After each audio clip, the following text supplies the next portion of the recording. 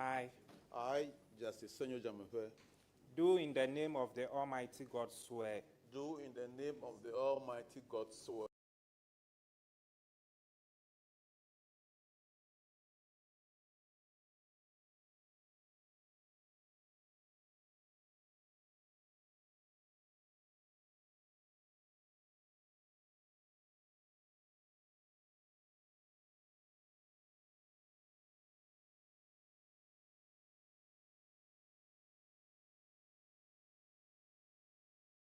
that the evidence I shall give before this committee that the evidence I shall give before this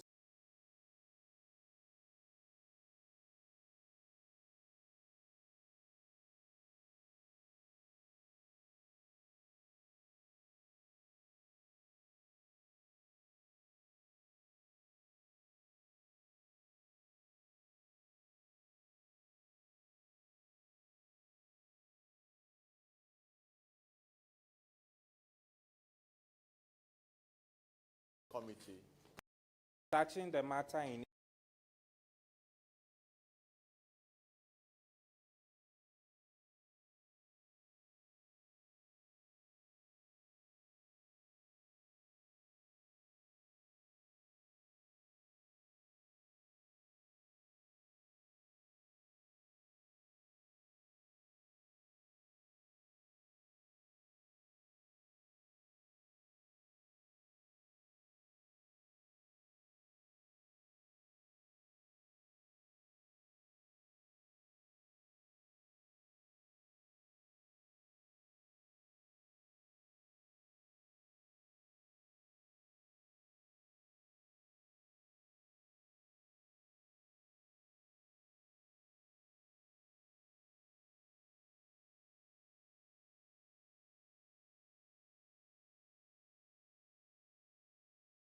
MP Okaikwe Central, a member of the committee. Thank you. Thank you, Mr. Chairman.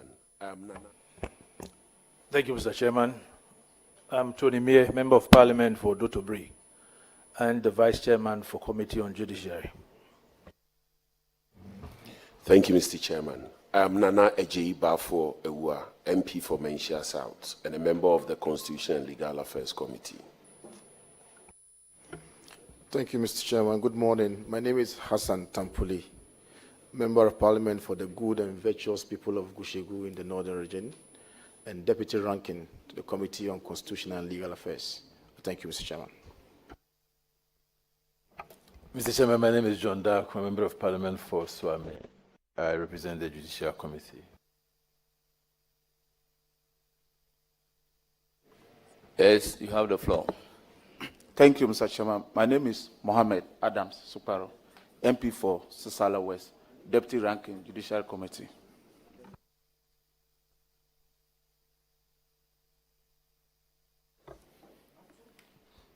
Thank you.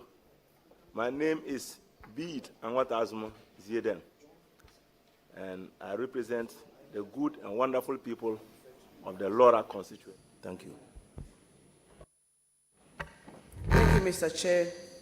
My name is Eli Plim Akurugu, representing the good people of Domio-Kwabinya. I'm a member of the committee. Thank you. My name is Al-Hassan Umar, MP for Zabzugu in the Northern Region, and a member of the Committee on Appointment. Ladi,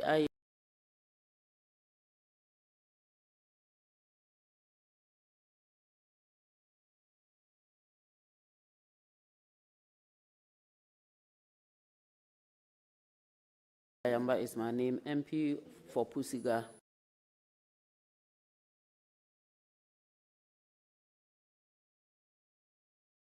MP for the good people of SHOWDOWN in the Volta region, Majority Chief Whip, a member of the committee. Thank you.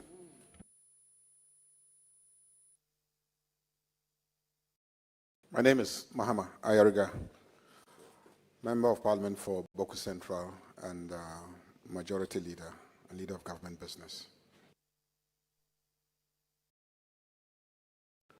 I'm the one that the standing order says I can sit and ask questions.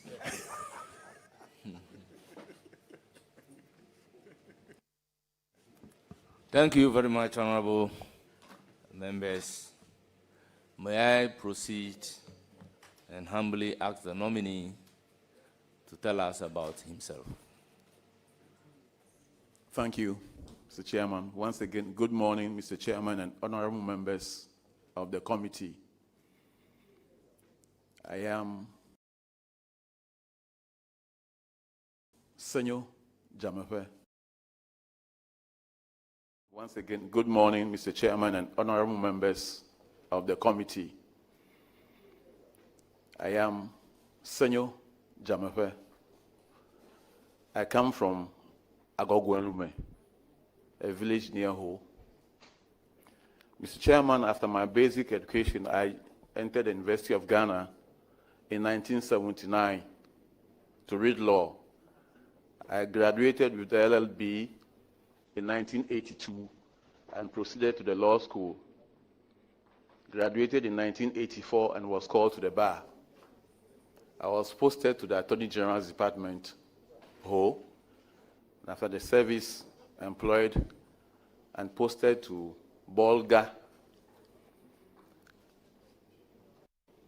In 1988, I joined the public tribunals and was the regional chairman of the Tema Regional Tribunal, as well as WA Regional Tribunal. In 1994, we were integrated into the main system, the Judicial Service. And in 1996, I was posted to the Circuit Tribunal in Koforidua. In the year 2000, I was appointed a High Court judge and posted to Second D. In the year 2002, I was transferred from Second D to Soedru High Court.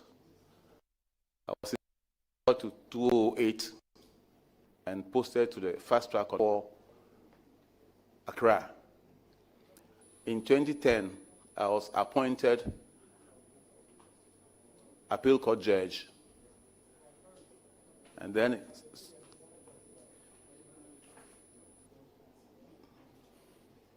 My Lord, just be brief. all right.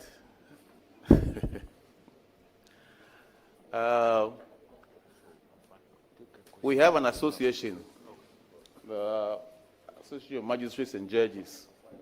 I was the vice president when I was in the High Court, and then became the president when I was in the Court of Appeal. Then, Mr. Chairman, I represented all my benches on the Judicial Council, Lower Court, High Court, and the Court of Appeal bench. And then I was a member of the Rules Committee for 2 years, 2 terms. I was the chairman of the Disciplinary Committee of the Judiciary. I was a member of the Appointments Committee. I was a member of the Rules of Court Committee as well. Mr. Chairman, I was a member of the CMJ and a member of the Planning Committee that held the International Conference in Ghana. On the national level, Mr. Chairman, I chaired the Brazil Commission set up by His Excellency the President, John Dramani Mahama, to investigate into the Black Stars Brazil World Cup campaign. For my hobbies, I like legal awareness, so wherever I have the chance, I teach the law. I do at GIMPA voluntary lectures. Then in fact, I introduced the bench faculty interaction when I was the president of our association. We did for GIMPA and Legon. I chaired the moot court in Legon. Then I'm a sports enthusiast. I go to the gym, I do K-Fit, I walk. And to top it all, I'm an ardent soccer fan. And Mr. Chairman, I never walk alone.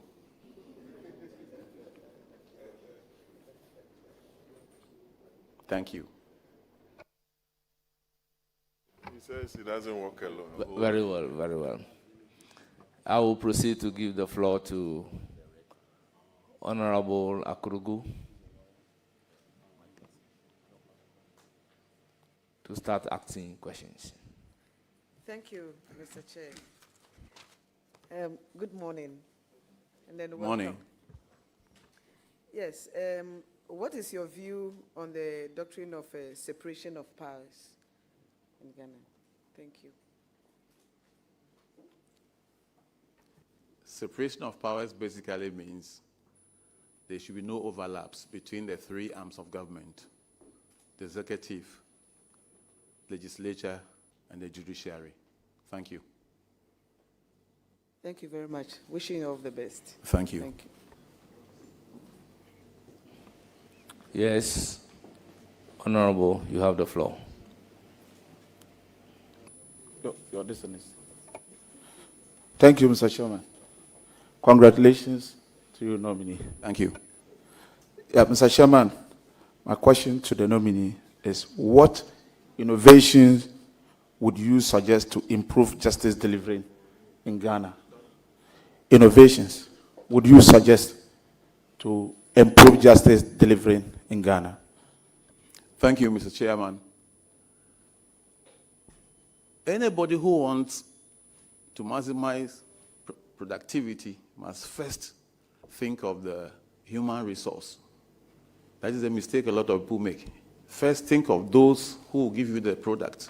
So, Mr. Chairman, the first is to motivate the staff. Motivate the staff. Then number two, if you want work to go on fast, you mustn't load one entity too much. So what do? We need more courts. When we have more courts, the job is spread thin and it goes faster. Number three, after the courts, what next? You need the tools, the working tools. Because if you have the courts, you have the resources, and you don't have the working tools, it doesn't work. So what do? We must go technology. We need the tools, technological tools now. Time of long handwriting is past. So we have to go to AI tools like voice recording and transcriptions, so that by the end of the day, just as the court finishes sitting, the records are ready. Then, Mr. Chairman, we also need to go virtual courts, so that you necessarily don't have to go to the court before you give evidence. Such that when you are not there, it has to be postponed, or you have to travel all the way. So when you have virtual courts, you can still give evidence wherever you are, and the case goes on. And last but definitely not least, I think we must set timelines for cases. Let's say criminal cases, 3 months, civil 6 months. There must be timeline. Then the parties as well as the court knows that we are within certain time period to finish cases. Thank you. Thank you, Mr. Chairman. I'm done. Thank you very much. I proceed to give the floor to Honorable Tampoli. Honorable, you have the floor. Thank you, Mr. Chairman. You are entitled to ask one question. Mr. Chairman, I'm entitled to ask only one question. Follow up, if any. Very well, Mr. Chairman. Good morning, Honorable Nominee. Morning, sir. I want us to do some little exercise in the Constitution relative to the opening provision under Chapter 11, Article 125 to be precise. And Mr. Chairman, if you permit me, I will just read Article 1251. Justice emanates from the people and shall be administered in the name of the Republic by the judiciary, which shall be independent and subject only to this Constitution. End quote. Honorable Nominee, in this Constitution,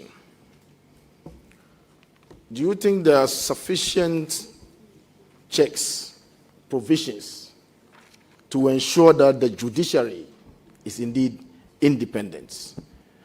If so, why? If you can give me 2 or 3 provisions that supports your position, I'll be very grateful. Thank you, Mr. Chairman. Thank you, Mr. Chairman. we have three aspects, the judicial aspect, the financial and administrative aspects of the judiciary. When it comes to judiciary, yes, we are independent. Administrative, yes, we are independent. Financial, I don't think we are, because you people, you give us money. When the budget comes to you, you are the people who think about it and allocate what you think we need. So basically, those two aspects, we are independent, but when it comes to financial, we are not. Thank you. Mr. Chairman, I have a follow-up. And the follow-up is that, can you reference any provisions in addition to this one that guarantees and fortifies the judicial independence? Yes, the Constitution says that when cases come to you, as much as possible, you have to be independent in what you do. You don't have to listen to anybody when you are judging your cases. So as much as that, we are independent. We don't have any interferences, no. You work on the evidence before you, and you base your judgment on the evidence and the law. That's it. And the Constitution guarantees that is what you have to do. Our allegiance is to the Constitution and not to any human being or any other authority. Thank you. Yes, I'll proceed to give the floor to Honorable Awua Bafo. Please, you have the floor. Equally, one question. Chairman. Mr. Chairman, I want to confirm a report that captures the nominee, and then I will ask my substantive question if you agree. Sir, on the 30th of September 2021, my jaw online reported a statement made by you whilst president of the Association of Judges and Magistrates at your conference, annual conference. I want to confirm if indeed you made that statement, then I'll proceed to ask my substantive question. Honourable Member, do you have a copy of the report? You have to take a cue from your leader. Your leader will always bring a copy, and then we show the nominee what you are referring to. Sure. Mr. Chairman, do you mind if electronic copy? It's an electronic copy. Yeah. Okay. Okay. It states as follows. It is sad that judges in Ghana will have to fight every year for their legitimate allowances to be paid. It is sad that the leadership of the association has to personally trek to the Ministry of Finance, Controller and Accountant General's Department. We have to fall on friends at the seat of government to push for such allowances to be paid, he said on Wednesday. Please, do you confirm making the statement? Yes, Mr. Chairman. Okay. Now, in view of this, how is judicial independence compromised? Does this affect judicial independence? No, Mr. Chairman. This is just simply about lobbying. Lobbying, which everybody does, if you want something. Thank you. Now, follow up, Mr. Chairman. If a friend of yours, who you lobbied at the presidency, also comes to lobby you, a friend of yours who you lobbied for your allowances to be paid, also comes to lobby you in respect of a case before you, what will you do about it? One good turn deserves another. One good turn, they say, deserves another. What will you do about it? Mr. Chairman, as judges, we base our decisions on the evidence and the facts, not on friendship. So if I are falling on somebody to press something, not for me, but for the association, I was talking for the association, and that person appears before any court, not necessarily my court, the decision will be based on the facts and the evidence, not because of an association. Thank you. Thank you very much. on the issue of whether or not you are independent, you stated clearly that regarding financials, it looks as if you are not. Very Yes, well. Mr. Chairman. We'll then proceed to give the floor to Honorable Anthony Imie. Thank you, Mr. Chairman. Congratulations, nominee. My question is, would you recommend suppression of investigative journalism to protect the dignity of the judiciary?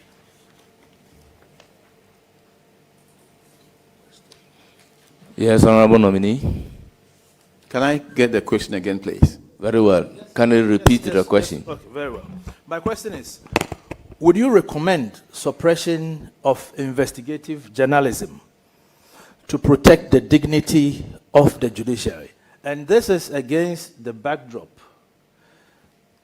that after the Anas expose, in fact, it's been reported by TV3 News. This is online. You are reported to have said that the expose, in quotes, tainted the dignity and value of the judiciary. It is also reported that you said, quote, that the expose should have been blocked. So that is the reason for my question. Mr. Chairman, I don't remember the first quote. No, those are not my words. And then saying it could have been blocked. No, I don't think, I'm not very sure about that. But generally, I wouldn't recommend repression. Any investigative journalist who wants to do a thorough job, once it's true, why would I recommend suppression? No, I wouldn't. Once it's fair, fine. But I don't remember the first statement you made, because those are not my words. Thank you very much. Yes, Honourable Member. Thank you, Mr. Chairman. I Any have a follow-up further question. How would you balance protecting the reputation of the judiciary and upholding free press as well as public accountability? Yes, Honourable Nominee. We can't gag the press, so far as they do a good job. Yes, Honourable Nominee. We can't gag the press, so far as they do a good job and they don't misinform or disinform. We don't have any authority to gag them. The only guidelines are make sure what your reportage is the truth. The press can come to report our cases or come to do anything with the judiciary. We are not sacrosanct. They can come and do that. We don't have the power to stop them, but just make sure that what you are reporting or your reportage is the truth and it's fair. And then as much as possible, do follow-ups before you come out. If you don't understand anything, ask. Don't report on perceptions. Please, Mr. Chairman, don't forget the judiciary is different from the judicial service. But a lot of people mix these things up. Things happening in the judicial service are attributed to the judiciary. We are two different arms, but working together. Thank you. Yes, any further question?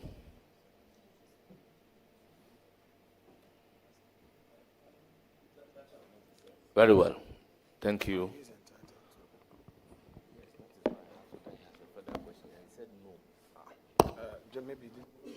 Honorable Mayor, you are entitled to 3 questions. It's different from the constitutional legal. No, you are a bona fide member of the committee. Very well. Then I have other questions for you, my lord. Honourable members, regarding Anthony Imie, I never said you are entitled to 1 question. I am very grateful. That is Mr. why Chairman. I am asking you, do you have any further questions? And you said, no, you don't have a further question. So if you have 2 a more. further question, I have 2 more. just proceed to ask. Thank you very much, Mr. Chairman. Now, nominee, Yao Opong, who is Justice of the Court of Appeal, and an authority on constitutional law has suggested that it was unconstitutional when the Jamefe Commission released a white paper prior to the release of the full report covering, it's reported in My Joy Online. Prior to the release of a full paper, yes, a full paper on the 2015 World Cup inquiry. Now my question is, how would you respond to such a suggestion that the release of a white paper prior to the release of a full report is a violation of the 1992 Constitution? Thank you, Mr. Chairman. I don't think the Commissioner has the power to release white paper, but anyway, we made recommendations to government. After the commission, we wrote our report and made recommendations and presented the recommendations to government. That was all we did. We never issued any paper, sir. Thank you. Thank you very much. Thank you. Now a follow-up question. A follow-up question on the white paper. Very well. Do you suppose that the agency of accountability should justify the violation of a constitutional provision? Well, permit me to treat this as a full question, not a follow-up. So, Honorable Nominee, you have the floor. Mr. Chairman, anything that violates the Constitution is illegal. Whatever it is, once it violates or flouts the Constitution, it's illegal. Thank you. Yes, you are done. Thank you very much. I would proceed to give the floor to Honorable Bid Azidin. Honorable Bid Sidin. I want Tanzuma. You have the floor. Thank you very much, Mr. Chairman. I'm happy that you have corrected yourself in the pronunciation of my name. He has taken me to be a Frafra man. I'm a Dagat man. We don't start our names with A. Leader, why are you surprised? Anyway. Please, your question. My Lord, congratulations for the nomination. I think it's long overdue. You have been on the bench since 2010, 2000, and you have stayed there as a High Court judge until you were promoted to, elevated to a Court of Appeal judge. You have been in this business long enough. Fortunately, you are not one of the judges that is coming from outside the judiciary. Yes, I'm just building something. So, my Lord, in your judgments and doing interpretation, what are some of the rules of the interpretation that you have applied as a judge? Thank you. Thank you, Mr. Yes. Chairman. Honorable Nominee. Thank you, Mr. Chairman. Interpretation. The basic rule, the first rule is the literal meaning of the words. The literal meaning of the words. I wouldn't go into details. You read the words as they are. Then number two, if the words create an absurdity, then you go to the next step, which is the golden rule. You ask yourself, what does the law seek to achieve? Then you interpret it to achieve the purpose. Then the third is, what does the law seek to prevent? That is the mischief rule. Then you interpret it as such. Then you go further. We have one we call the usdem generis, things of the same kind. So you know how to do there. And then there is one that tells you how you use words around a word to interpret that word. So these are some of the rules of interpretation we follow. Thank you. Thank you very much. Yes, Honorable Bid Zedin, Ranking Member, Judiciary. Thank you You very have much. a further question? I have no follow-up question, but I want to go to my second question. Very well. Please do.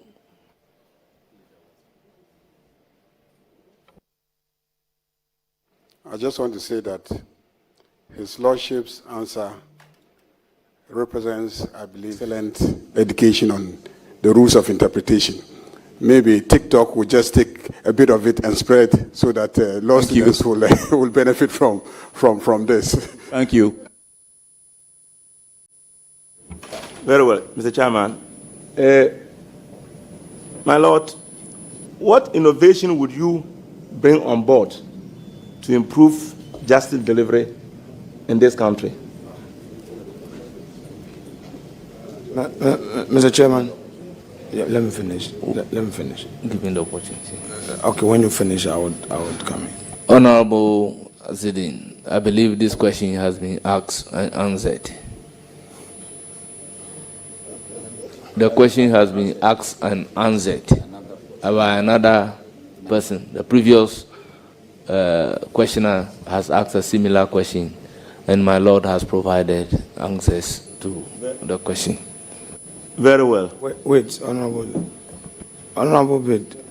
You know, the question you asked, which Chairman says has been already asked, the language, the same words, phrases, are you all coming from the same source of tutorials? Nobody, don't answer that. Nobody has been giving tutorial in these matters. So please proceed to ask if you have another question. Mr. Chairman, indeed, there's absolutely nothing wrong with we thinking alike, because we are individuals, but we can think alike. There's nothing wrong with that. Further question? Yes. Mr. Chairman, I only want to congratulate my Lord again, because fortunately for me, I appeared before him whilst he was High Court judge at Swedro, and I saw that he was a very fair-minded judge. Thank you. Thank you very much.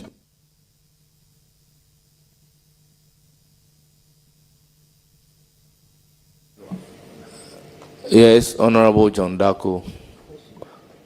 One question and a follow-up, if any. All right, thank you very much, Mr. Chairman. Coming from the interpretation aspect, Mr.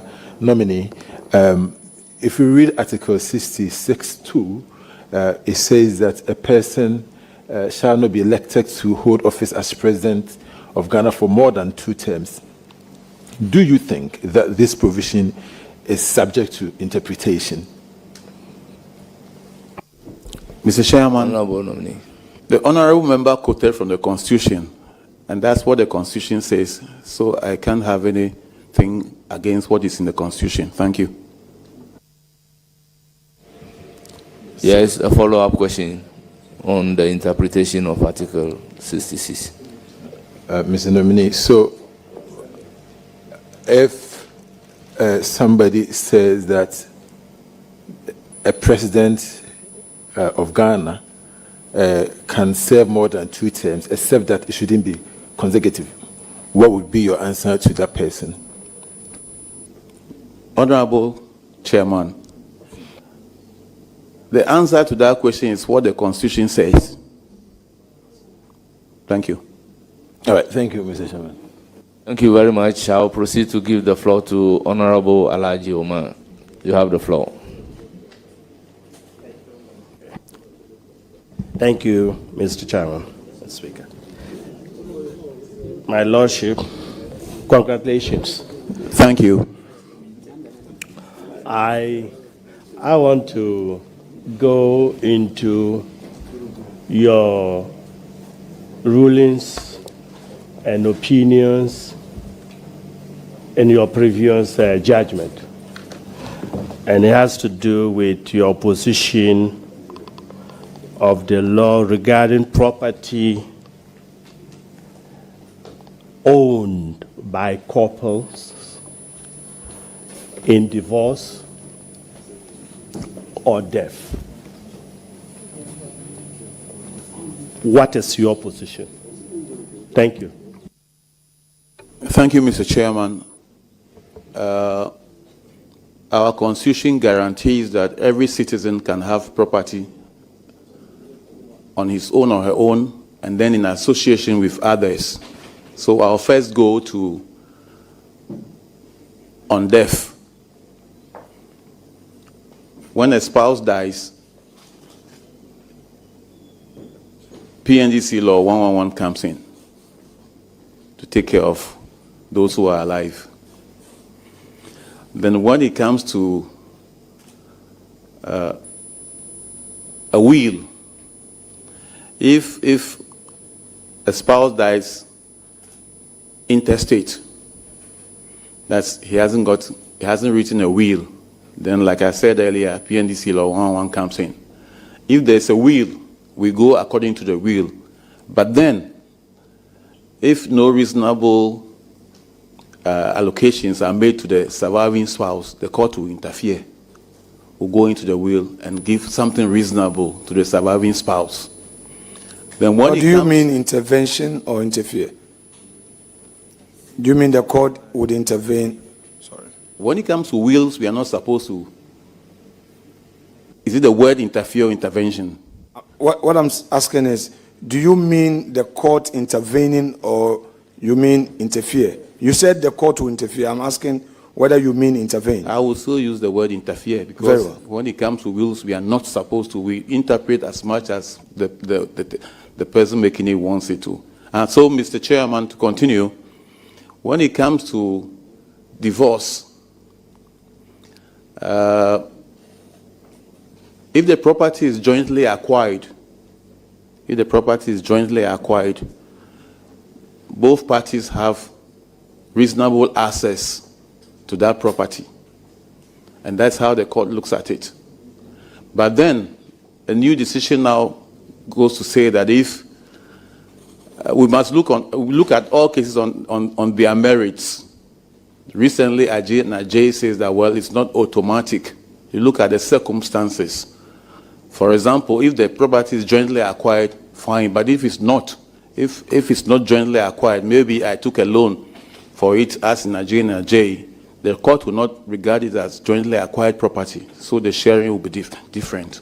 But on the whole, when there's divorce, the court will make sure that a reasonable or equitable size of the property is given to the divorced spouse.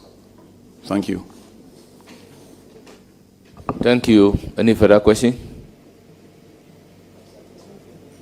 Thank you very much. Honorable Patrick Yabuama, the floor is now yours. Thank you very much, Chairman, and congratulations, my Lord. My Lord,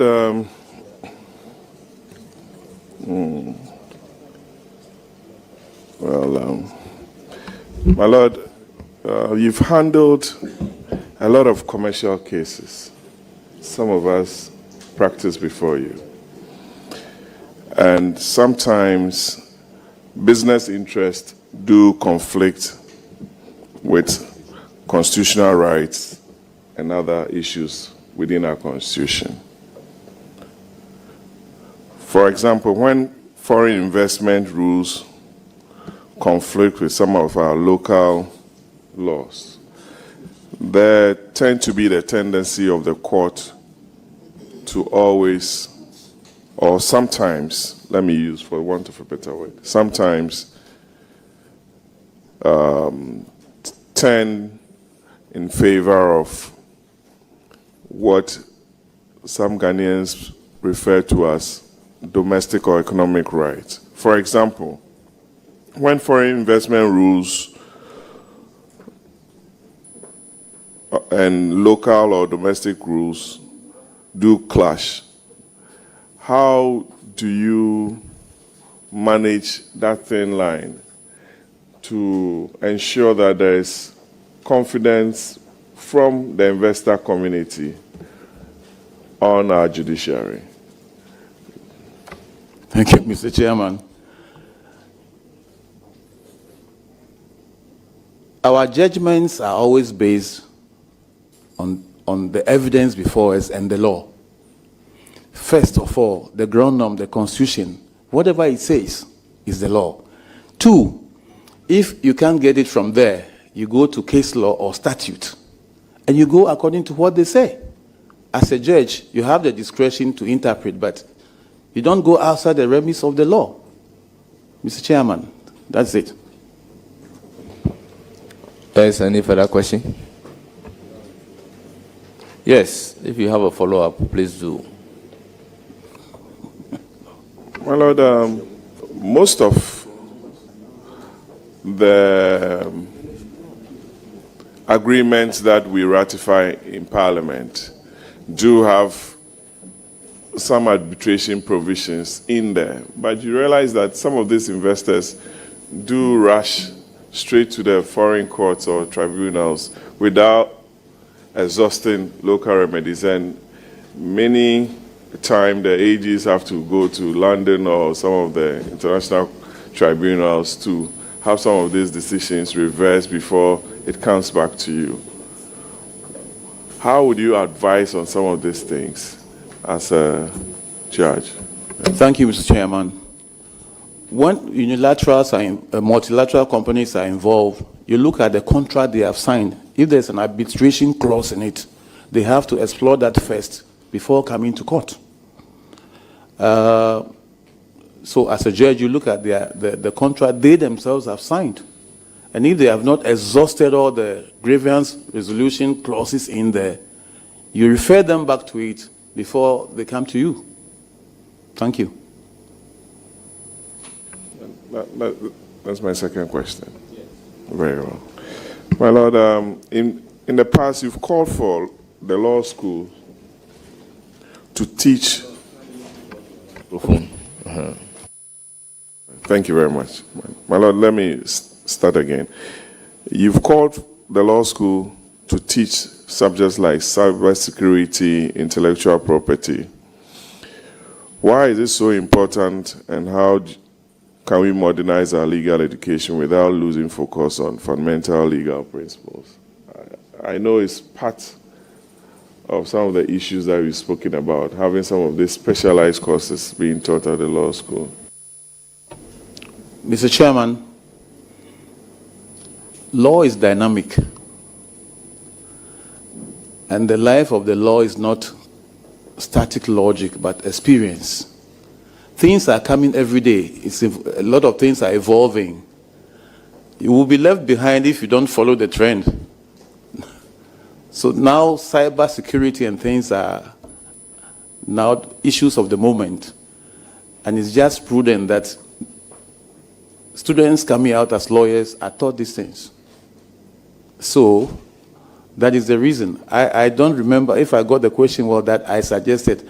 I don't remember that, but even if I did, that is the reason behind it. We must be abreast with times, otherwise we are left behind.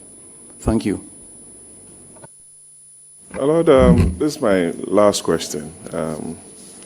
Since you never walk alone, on your CV, you were chairman of the Koforidua Circuit Tribunal from 1996 to 2000.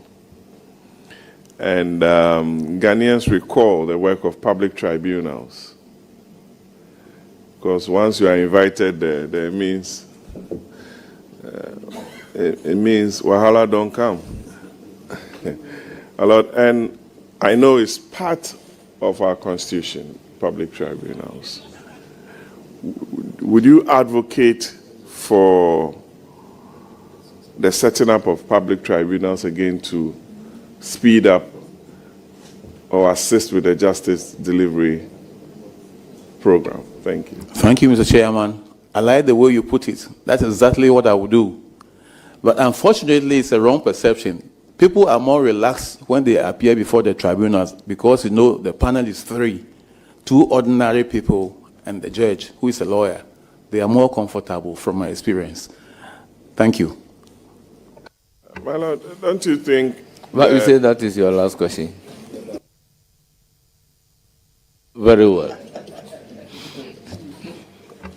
My Lord is enjoying the question. So relax, Chairman. My Lord, don't you think Justice Senior Jamefe sitting with two ordinary Ghanaians on a public tribunal will bully them with his law, Chairman, and direct them as to how to take certain decisions, especially when they are not legal practitioners or professionals in that vein? Thank you. Thank you, Mr. Chairman. It's unfortunate we think, say, Mr. Chairman, I said once somewhere that law is 20%, wisdom is 80%. Don't underrate those people. They may not know the technical terms, but the wisdom in every case, they know. And you can't bully them. Thank you. Thank you. I will proceed to give the floor to Honorable Jerry Ahmed Shaib.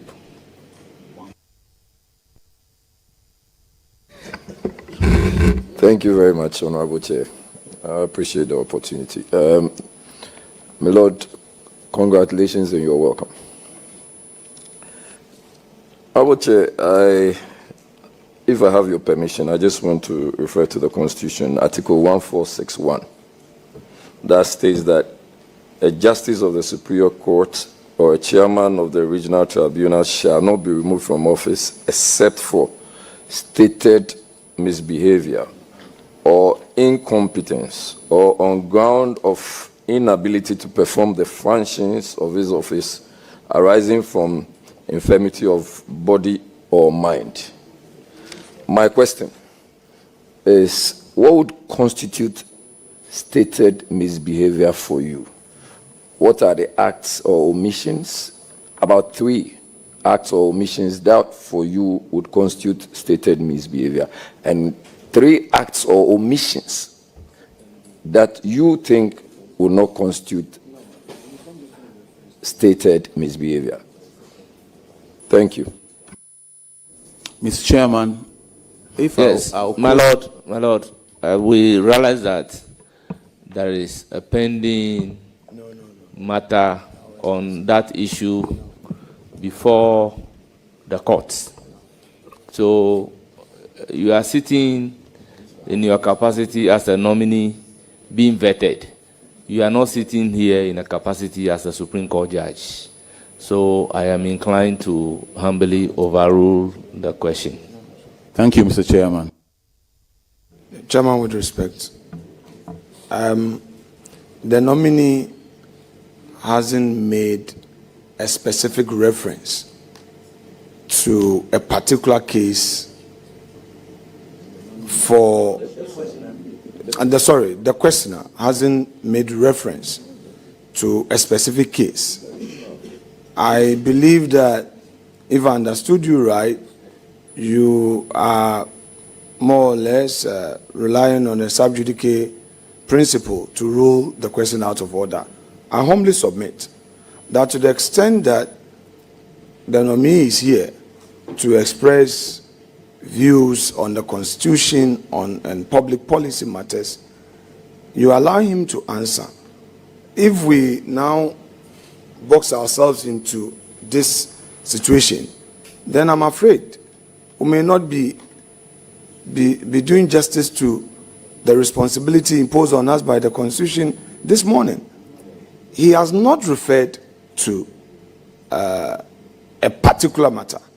And like I argued recently on the floor, the sub judice rule cannot be applied in absolute terms, that there is a matter related somewhere, so Parliament cannot move. He referred to the Constitution and said, what is your view? Give us 3 instances. That is not related to whatever matter you are referring to. In any event, you haven't shared with us the matter that you think, if the question is answered, it will create a problem for same. So I respectfully submit that you permit it. Honorable members, we all know the matter, even if not expressly stated. He is a Supreme Court nominee before us, who knows that when the matter, an aspect end up at the Supreme Court, you may be called upon to preside over it. So, honorable members, it is not proper that we solicit the opinion of a Supreme Court nominee before us on the question being asked. With all due respect, the question is overruled. I'll give the floor to the member to ask another question. Thank you very much, Honorable Chair. Honorable Chair, before asking the question, I just want to make reference to this. It's, with all due deference to you, it has nothing whatsoever for me to do with a pending matter that has to do with the Chief Justice, which you are making reference. If you look at even the paraphrase, it goes on to say that removal of justices of superior courts and chairmen of regional tribunal. So, respectfully, it has nothing whatsoever to do with the stance you are taking now. Because I have asked that, what would constitute? He's going in as a justice of the superior court. And I'm asking, in his view, what would constitute an act or omission that would amount to stated misbehavior? Honorable member, you know the rules. After the ruling of the chairman or the speaker, we don't argue that. Please ask another question. Very well. Just for purposes of record. My Lord, respectfully, would you consider superior court judges to have all, when they are supposed to have, you know, as government appointees, they are supposed to file every indication of properties they have. And they do what we call the declaration of assets. Is it something that you would, is it a position you would also consider for judges of the Supreme Court or judges as a whole to also have, as in file their declaration of assets? And if yes, respectfully, why? And if no, why not? Thank you. Mr. Chairman. Honorable nominee, please proceed to answer the question. Mr. Chairman, as the Honorable said, if that is the law, that all appointees, government appointees, should declare their assets, and judges are government appointees, why not? They have to declare their assets. Thank you.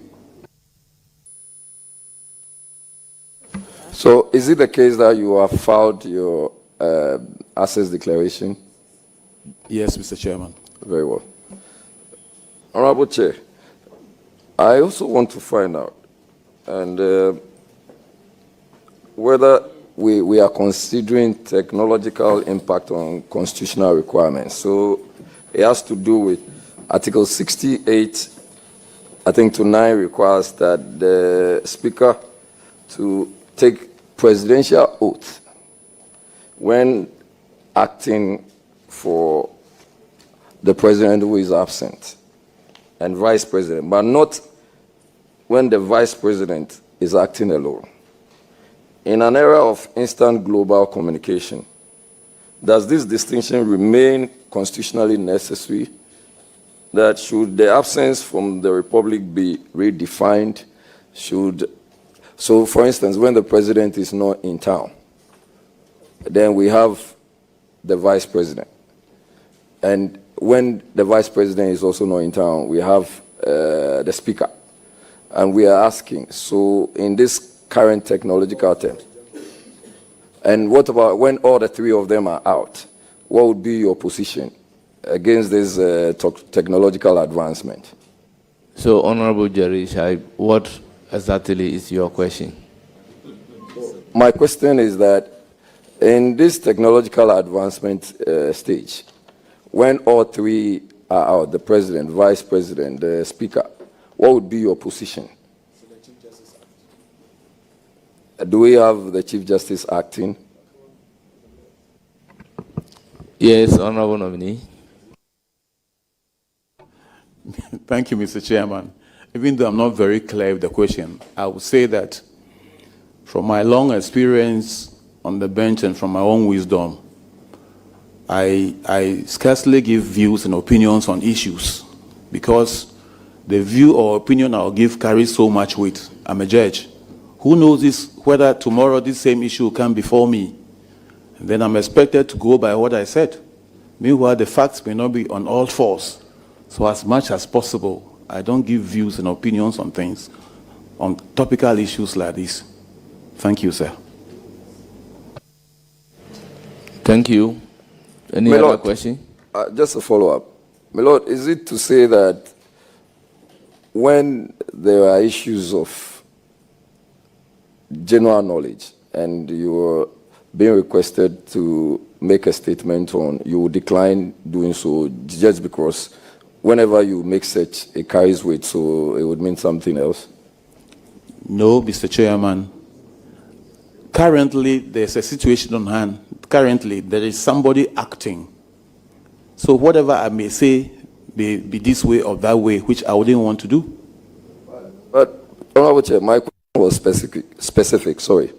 I made reference to technological advancement. Honorable member, you are entitled to a follow-up question. You have Yes, asked I'm the just trying to follow-up make, question. because You have asked the follow-up question. Yes, Minority Leader. Chairman, I want to help to situate the question correctly.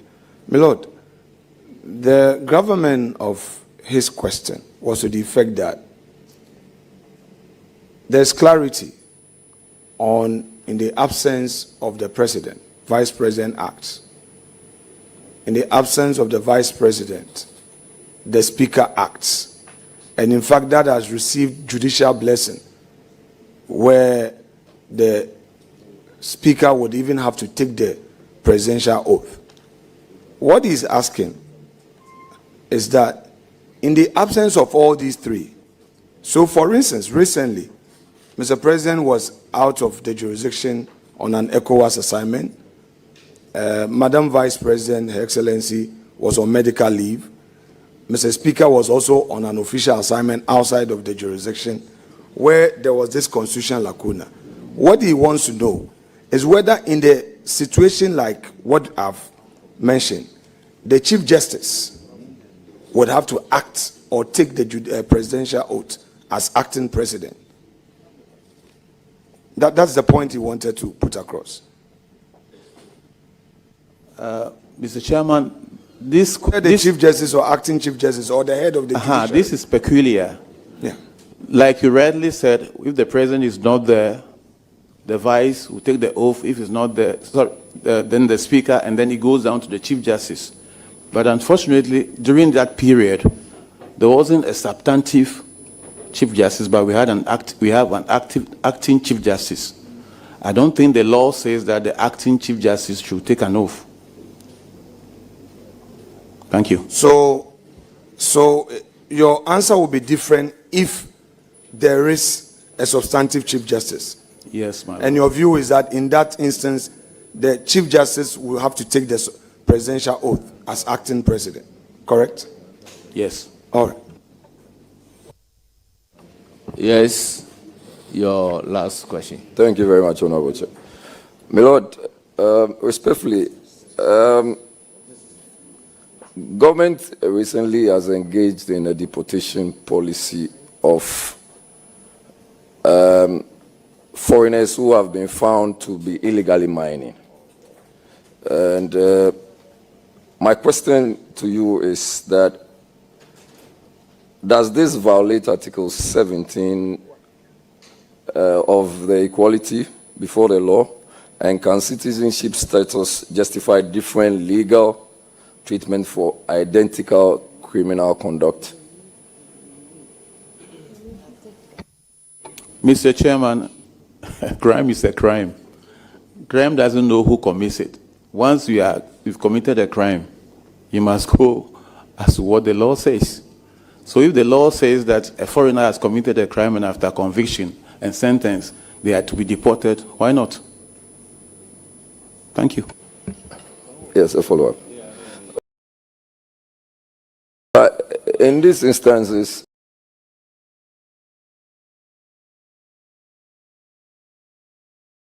for having conducted themselves. No conviction and sentencing.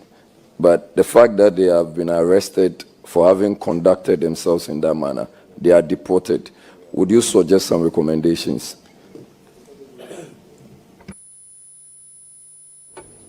Thank you, Mr. Chairman. I cannot tell what decision informed that, what reason informed that decision. So I'm not in a position now to say why they were deported. I think it was an executive or decision, so I cannot say why. Thank you. Thank you very much, my lord. I wish you all the best. Thank you. I will proceed to give the floor to Honorable Mahama Ayariga, the leader of government business.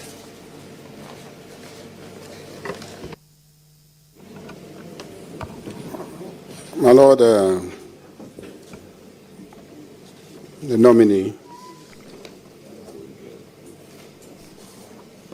Justice Senyo, congratulations on your nomination. Thank you. You've been around for a while. I remember recently, and even this morning, the arguments about the proper size of our Supreme Court, how many judges we should have appointed as Supreme Court judges, has been a raging political, legal issue. And even this morning, when you sat there, you were greeted with a statement by the minority leader on that matter. Let me ask, as a member of parliament representing a constituency at the furthest end of the country, that is Boku Central,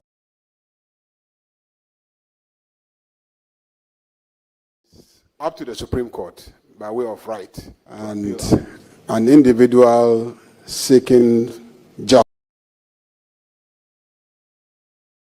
justice is entitled to litigate his case up to the Supreme Court by way of right to appeal up to the Supreme Court, depending on where he started the matter.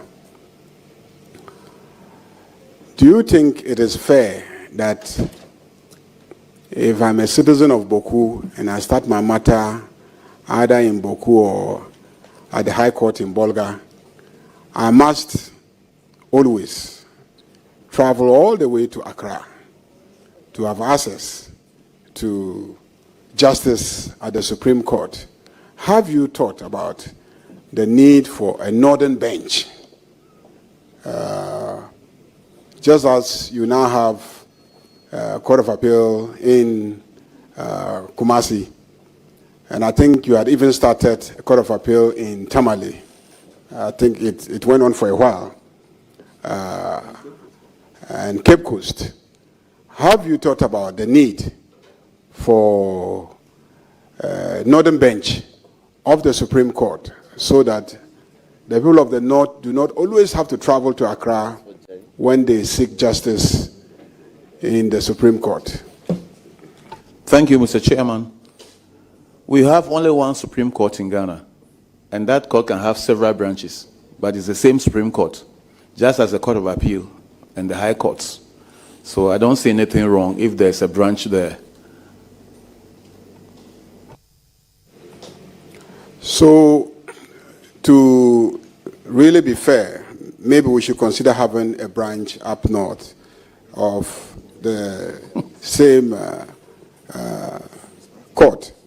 Now, you are not opposed to a policy like that, even though you are not in a position to take that decision, but you are not opposed to a policy like that. That's what I gather from your response.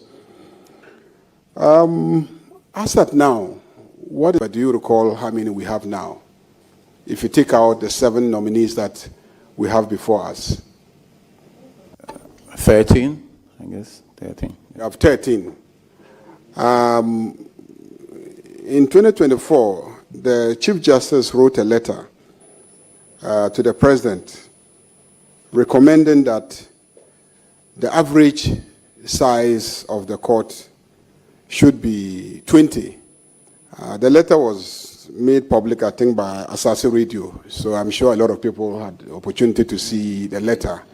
Asase Radio made the letter public. I have the report here, media report, in which Asase Radio has shared details of the letter requesting the appointment of the 5 judges, and then the letter included a detailed analysis justifying the need for these appointments. So beyond my argument about a northern bench of the court so that people in the north can have access to justice, the letter that the Chief Justice wrote compared Ghana to the US. I don't know if you saw the letter or at least read the media reportage and discussion of the letter. Because I want to take you through the details. I don't know if you saw the letter or you read the media reports. Just let me know that so that I can know what information to put out when doing the analysis. Thank you, Mr. Chairman. I haven't cited the letter, but I heard a bit of it on social media. Well, yeah, the Chief Justice argued, and I don't know if you agree with this argument. I'll just 3 arguments, and then I would end it there. One, Chief Justice says that there are delays in the administration of justice. Supreme Court judges are overburdened, and, you know, they have to write opinions, they have to hold conferences, and if you have less than 20 judges, it definitely affects the administration of justice at the level of the Supreme Court. Do you agree with that? Mr. Chairman, I haven't cited the letter you are referring to, and I don't know the reasons given, but from what I heard from you, delays and that the judges are overburdened because of the caseload. The framers of our law, the Constitution, know why they haven't put a limit onto the number of Supreme Court judges. It's not capped. I keep saying that the law is always evolving. Maybe there's a reason. So far as the Constitution doesn't cap the number of judges, I am for it. Thank you. The second argument that the Chief Justice makes is that we tend to compare ourselves with the U.S. and say the U.S. has a Supreme Court and they have only 9 judges. But the Chief Justice in the letter indicated that in actual fact, in the U.S., they have 50 Supreme Courts in the states, plus the 1 federal Supreme Court. And so you can't compare the Ghanaian situation where we have 1 Supreme Court versus the U.S. that has 50 Supreme Courts at the federal state, at the state level, joining the federal Supreme Court. Do you subscribe to that argument of the Chief Justice? Yes, Mr. Chairman. See, in the states, every state has its Supreme Court. That is the state Supreme Courts. And then there are 50 of them. Yes, and then the Central Federal Court. And even on that, it's only constitutional and federal issues that go to the Federal Supreme Court. And then on top of that, they have the discretion to choose. Unlike here, they have the discretion to say that it's only on 6 cases we sit in the year. So they are not overburdened like we have here. So if the argument of in that letter you said says that due to delays and the caseload, number of judges be increased, fine, I support it. But I guess that the flexibility is there for the evolving nature of the system, which there must be justification for every additional judge. Thank you. Yeah, the CJ, in making a case for a minimum of 20 judges at the Supreme Court, indicated, for instance, and gave statistics, that in 2008 and 2019, in the U.S., the federal Supreme Court, the U.S. Supreme Court, the cases filed numbered 6,442. 6,442. But that year, the cases that were argued, out of the 6,442, the cases that were argued were 73 only. And indeed, the cases that were disposed were 69. So you have 6,442, and then you could only, they only dispose of 73, because they, like you said, they have a right to choose what cases to hear and what cases not to hear. But our Supreme Court,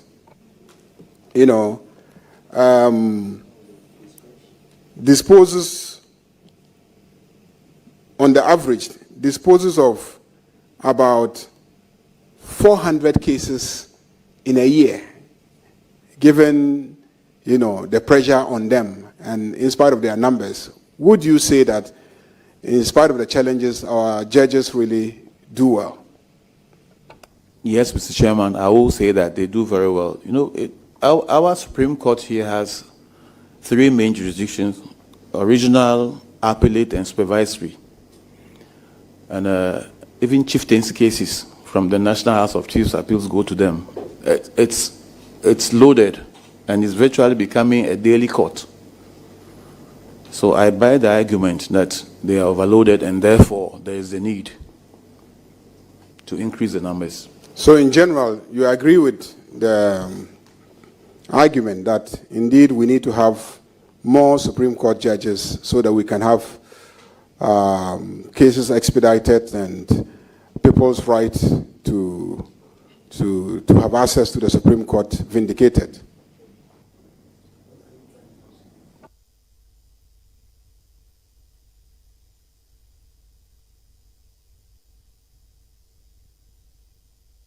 Mr. Chairman, yes, I agree.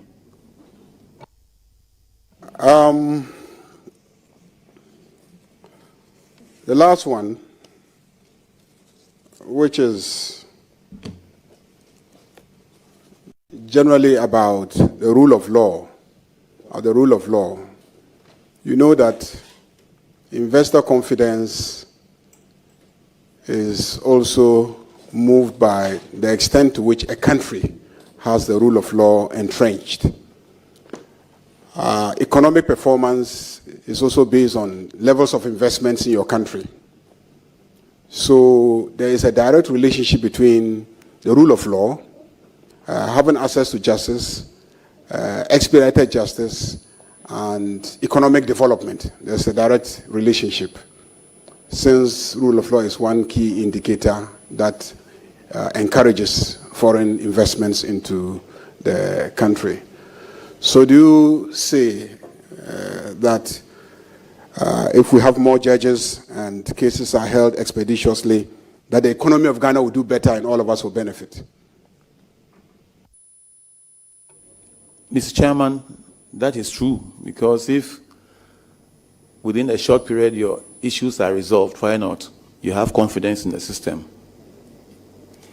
But if it takes too much time, then you lose trust in the system. So I will always agree with you that the faster the cases go, the better for the investor community. And then there's trust in the system. And therefore, if the small numbers are going to delay cases, why not? Why don't you increase the numbers so that you... But that doesn't open the floodgates that you keep rolling out Supreme Court judges. Depending on the exigency and the justification, then the numbers can be increased, sir. Thank you.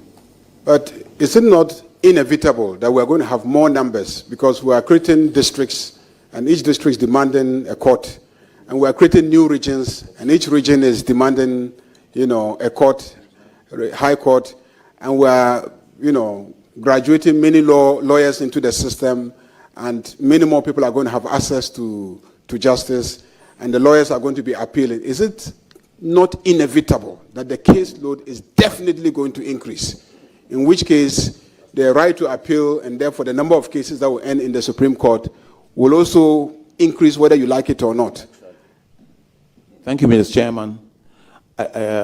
once people are aware of their rights, they will definitely go to court. And like I said earlier, there must be more courts so that accessibility to justice is very easy. It's good if we have plenty courts and then the cases are spread thin and cases move faster. So I support your idea.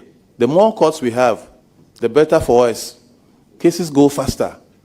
More lawyers are involved, more judges are involved, and the citizens are happy that their cases are heard early and disposed of very early. Cases delayed 10, 20 years, 15 years is not the best. If we have plenty courts and then within few months the cases are disposed of, why not? I am for it, Mr. Chairman. Thank you. I'm asking this question basically because ultimately it is a burden on the taxpayer. Ultimately, because if we appoint additional judges, the taxpayer has to pay. And, you know, as a nominee, you will have to make a case to the taxpayer why he should pay for your services as part of the considerations that as a committee we will be making. So you do agree that citizens ultimately will benefit if we have an adequately sized number of judges at the Supreme Court? Mr. Chairman, nothing good in life comes without a cost. Yes, we have to weigh the pros and cons. Yes, I agree that more money will be spent on the judges and the courts, but then the benefit, quick disposal of cases, we weigh all and we go for the more courts to make the citizens and the investor community happy and have confidence and trust in the judiciary. Thank you. Thank you, Chairman. I have no further questions. Very well. I will then give the floor to Honorable Hajia Ladi Ayamba. Thank you, Chairman. Let me first of all say congratulations, well done. Thank you. I looked through your CV and I realized that you are a basket of a lot of knowledge and good things in your own industry. Thank you. We have observed that in our justice system and justice delivery, many a times, a lot of your work is delayed. A lot of your work is delayed. Someone could be in court for even 10 years. Not even only, not in your place, the superior, but even the lower courts. So there is this perception that justice delayed is justice denied. What is your view on that perception? And what will you suggest to be done to stop or at least to reduce the delayance in justice delivery? Thank you. Thank you, Mr. Chairman. Some few minutes ago I said we have to look at the tools we use. We have to go high technology now, AI. One of our main constraints is the recording process, writing longhand, and then the processes by themselves. A lot of people who don't know this always say cases delay unnecessarily. Yes, sometimes it does, but then the procedures we have to see to it that we shorten the procedures and the time limits. Then secondly, I talk about the tools. If we can go AI, said that recordings are done swiftly, so that by the end of the day, whatever everybody says in court is recorded by the machine and at the end of the day it's transcribed and you can just sign. It makes it faster. And then number two, a lot of adjournments. That one depends on the courts. A lot of lawyers come, I'm sick, I'm that, sending letters and blah, blah. We have to curtail those things as well to make sure that cases go on. And then I said something earlier that there should be time limits. I think the rules of court should set time limits. That no criminal case should go beyond 3 months. No civil case should go beyond a certain period of time. Then we all know we are constrained to finish within that time. These are the things we have to do to be able to quicken cases, to fasten the delivery of justice, and then more courts. If we have more courts, then the workload is lessened. One court wouldn't have plenty cases if there are other courts around. So, Madam, these are some of the things we have to do to be able to deliver justice in good time. In good time. Thank you. Chairman. Any further question? Yes, please. Please do. Something of very big interest. If you go to our prisons, most of them are choked. And it's as a matter of judgments, either delayed or wrong judgments or whatsoever. My main worry about those in these prisons are that some of them are not persons whom we should even send to prison, or we should even delay their cases. Someone goes to steal a bunch of plantain. An underage goes to steal some rice in a cooker and is eating. All these people, you collect them, you go and dump them, and sometimes even they are not segregated. The hardened, the non-hardened, all of them are together. What will you suggest to ensure that I will call these people, these little pilfering and what have you, they don't find themselves languishing, sometimes even years, sometimes forgotten, either in being called that they are in detention or they are whatsoever. So, Honorable Hajaladi, what is the question? My question is, what will you suggest to be done to those people so that we don't get them going into detention and wasting time? Thank you, Mr. Chairman. Madam, you said we collect them and go and dump them. We don't do that. We try them, and if they are found guilty, they are convicted and sentenced. Please, I'm not referring to the convicted ones. I'm referring to those that, for instance, you just say, oh, you have to go and come, every day go and come, and the place is choked. When the police cells are full, they remand. You send them to the prisons where maybe they are not even supposed to go. They are the ones I'm referring to, but not the convicted ones. Thank you, Madam. We as judges interpret the law, the laws you make. If you change the laws, we interpret it accordingly. The prosecutors come to us for remand because they have not finished with investigations. Madam, you can't ask the people to go home. You remand. But like you are saying, of course, it must be reasonable time. So until the laws are changed, there's nothing the judges can do, please. Thank you. So we are waiting for you to change the laws. Then, for example, the penal system, we are looking up to you. If you change it, fine. Thank you. Yes. I think I'm done. Very well. I'll proceed to give the floor to the Deputy Ranking, Honorable Patricia Apiaje. Right, thank you very much, Mr. Chair. Honorable Nominee, going by your CV, I'd like to ask a question, because if I look at the time that you were born and the time that you entered secondary school, I'd like to find out, at what age did you enter the secondary school? A little less than 12. Specifically? I went to the secondary school in 1970. Yeah. So we presume that you entered at the age of 11. 11 plus amends, please. Thank you very much. I found it very interesting because at that time we had people entering secondary school at the age of 13. So I found it very interesting. Luckily, my father was a head teacher, so I school. Right, thank you. Honorable Nominee, how many judges do we have at the Supreme Court currently, practicing judges, and how many are women? I'm talking about current one. How many are women? Currently, we have two,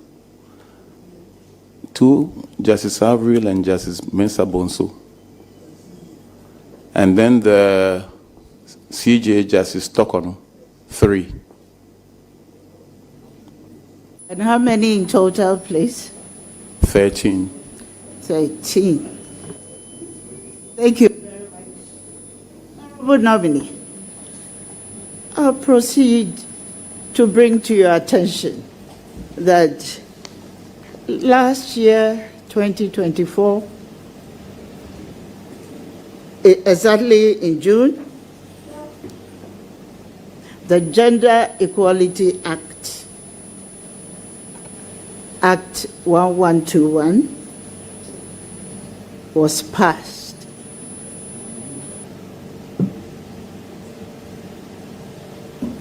One of the questions I want to put to you at this point in time is that this act mandates gender parity in public appointments.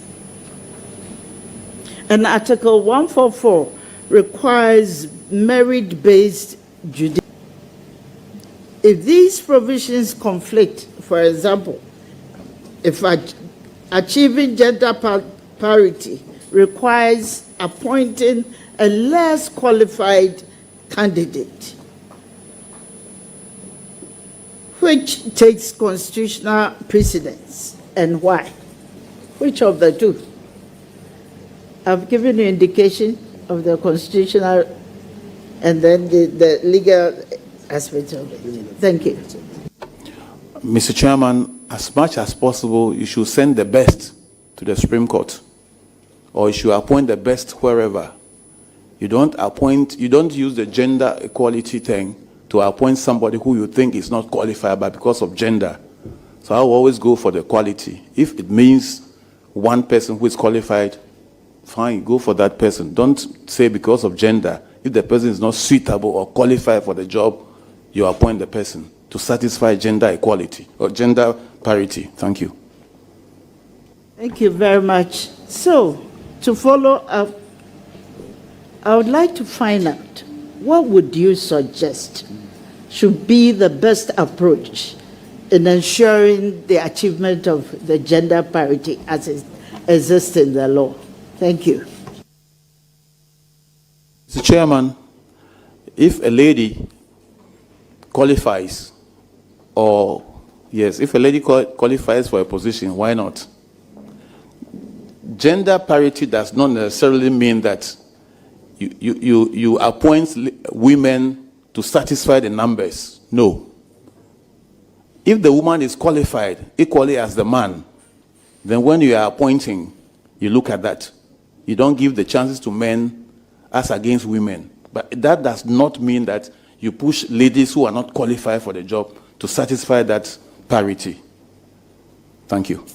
So, Chairman, I think I need clarity on this because I asked a specific question. What would you recommend should be the approach to achieve that? Thank you. Madam Chairman, if you pass me through and I get to the Supreme Court, then maybe when it comes, I can then recommend, but as at now, I cannot recommend anything. Thank you. Any further question? Yes. Thank you very much. Honorable Nominee, one of the issues are constitutional interpretational issues that we have faced. In the 1992 Constitution, it guarantees equality before the law and prohibits discrimination, as you rightly said. Given that approximately about 35% of Ghanaian couples cohabitate, how would you reconcile the constitutional principle of equal protection with the current legal framework that denies cohabitants the same rights as married couples? Should the Constitution's equality provisions extend to protecting cohabitants from legal vulnerability? Mr. Chairman, as at now, what the Constitution says is what we have to do, because whatever we say beyond the Constitution is noise. And no matter how many noises you make, what the Constitution says is what overrides. Thank you. Thank you very much. There's also another aspect of this issue of cohabitation, and it has been realized, and there's every indication that women in cohabitating relationships are highly vulnerable. They are highly vulnerable, including higher rates of intimate partner violence and economic insecurity upon relationship dissolution. How should the court balance respect for traditional marriage institutions with a constitutional mandate to protect vulnerable population, particularly women who may have contributed significantly to households but lack the legal recourse? Thank you. So, Mr. Chairman, what is the question, please? The question is that we've observed that women, a large number of women are in cohabitation relationships. And these women are highly vulnerable. They face violence, and most of the time they even contribute to the well-being of that relationship. But they are not recognized in law. And therefore, it is important that we also look at their vulnerability and protect them. What's his view? What is your view on Thank you, Mr. Chairman. We can't give hypothetical solutions now. Maybe if I get to the Supreme Court and a case like that comes to the Supreme Court, then we'll look at it on its own merits and then maybe evolve some case law to take care of such situations, please. Thank you. Ranking member has a follow-up question on that. But let me bring it to the fore that we are yet to pass the cohabitation law. Lord, the exchange we're having is for the good of democracy.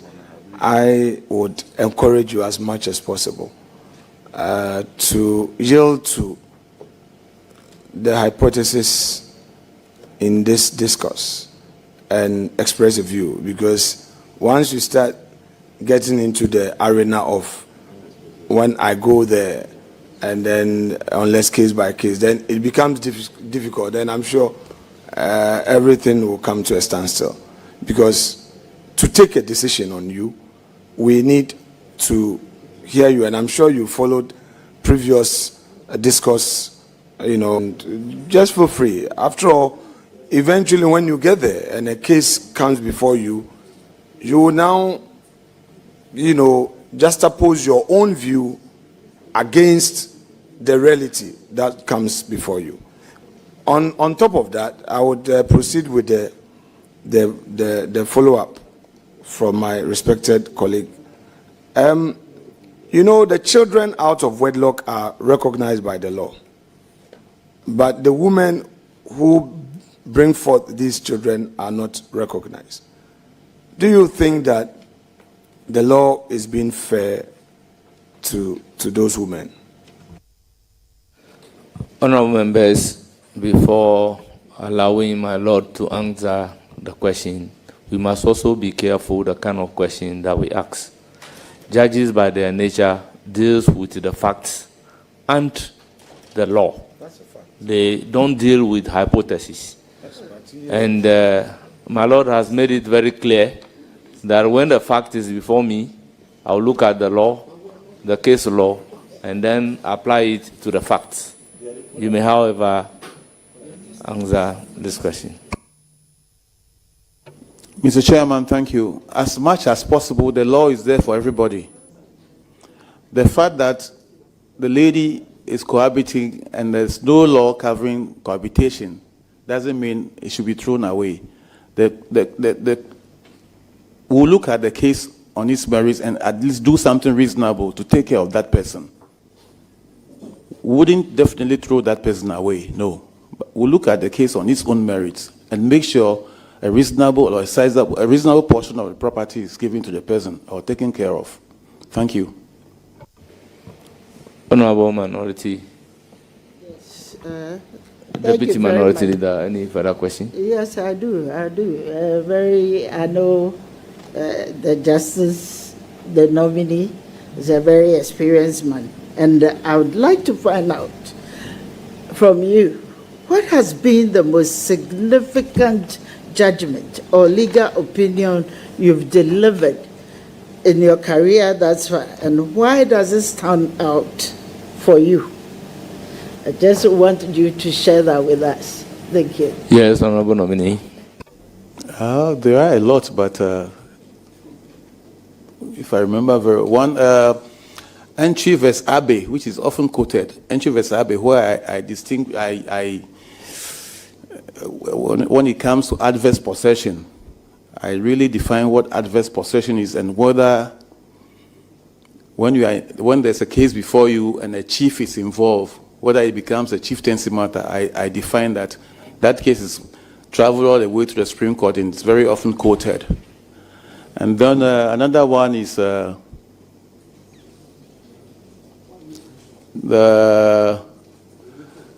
Mozamadisco Cristo Church case in Sweden. I remember when I was in Sweden, the Akaboha.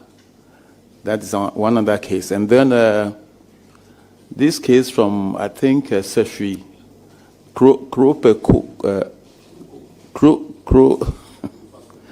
yes, where at the end of my case, a chief was distooled and an Anglican bishop took over as the paramount chief and took off the cassock. They are interesting cases. Thank you. I wanted you to share with us why you feel the ones that you've mentioned, really stand out. Maybe you must have a special... No, Mr. Chairman, I took my time to explain the law, to expound the law, and it's so many times quoted by the lower courts. The other cases I wrote, there's other judgments in the Court of Appeal as well that are often quoted.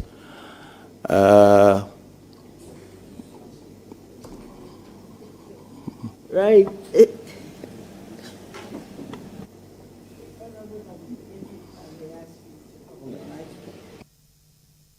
Thank you. I'd like to know, normally when we are vetting nominees, when we are vetting them, we are presented with some of the interesting rulings that you've made and judgments. May I know if you did present some of these, or you have with you some of these judgments which you have passed? Honorable members, as a matter of fact, the nominees are here to answer questions from you. Questions were not given to the nominees in anticipation, as a result of which the nominee would have to bring copies of those excellent judgments that he has delivered there and then. So I will plead. Please ask another question. Chairman, with respect, for anyone who has followed proceedings regarding justices of the Supreme Court, the records will bear us out that we've always requested for some judgment that they have written. With due respect to Chair, I do not think that asking such a question is really out of order, because my Lord is known, his industry at the bench. So if he's asking whether you have any of your judgment or any ruling with you, yes, obviously, Chairman, just allow. I mean, definitely appearing before us, it should be reasonably contemplated that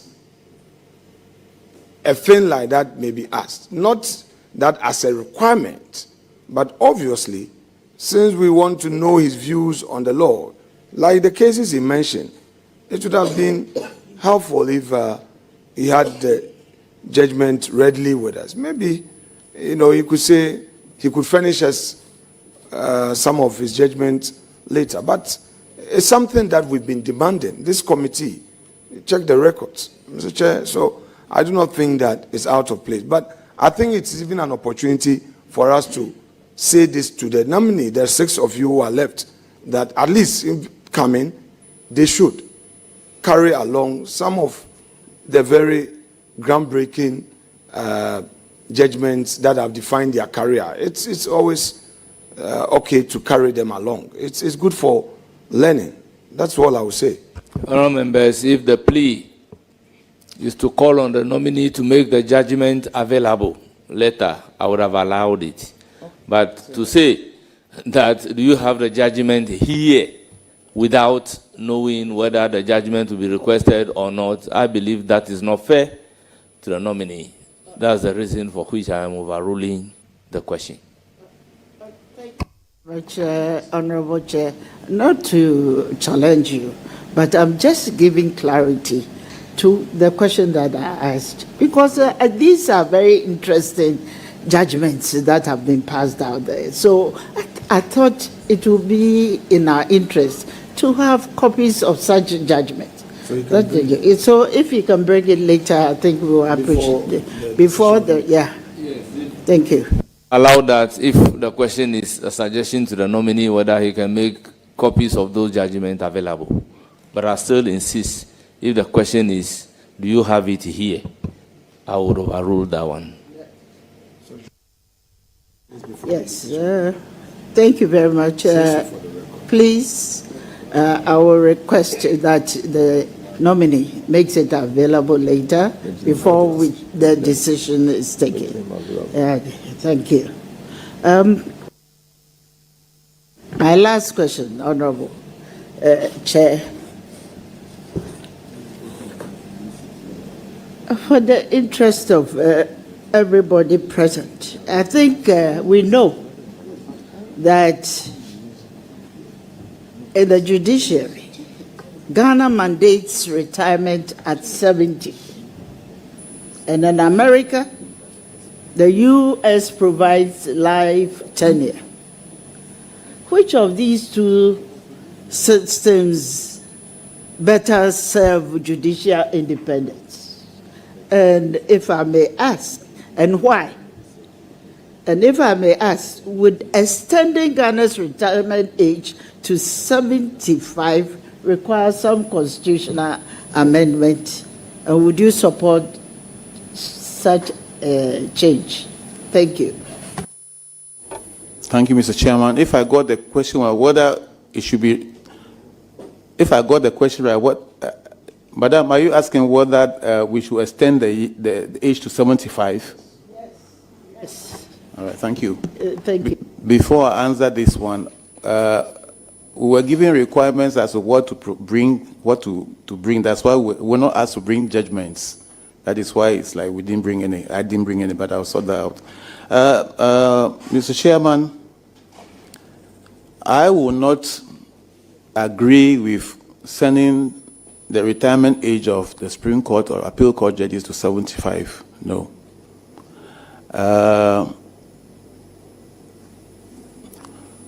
The retirement age as of now is 70.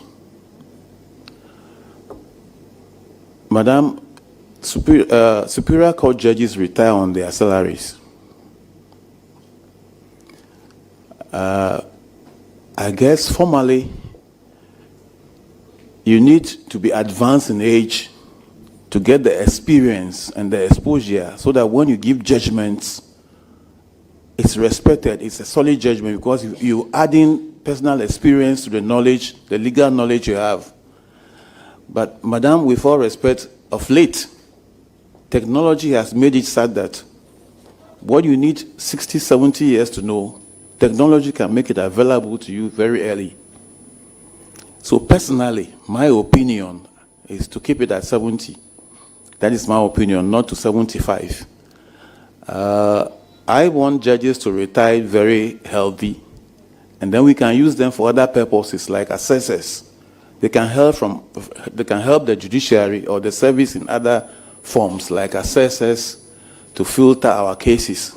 So I think we maintain it at the 70 as of now. That is my opinion. Thank you very much, and I wish you the best. Thank you. It's now the turn of Honorable Minority Leader. You're not asking? Honorable Roxanne Nelson Achida Famoko.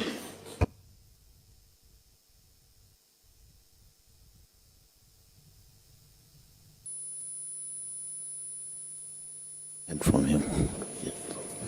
Chairman, thank you very much. My Lord, Weasel.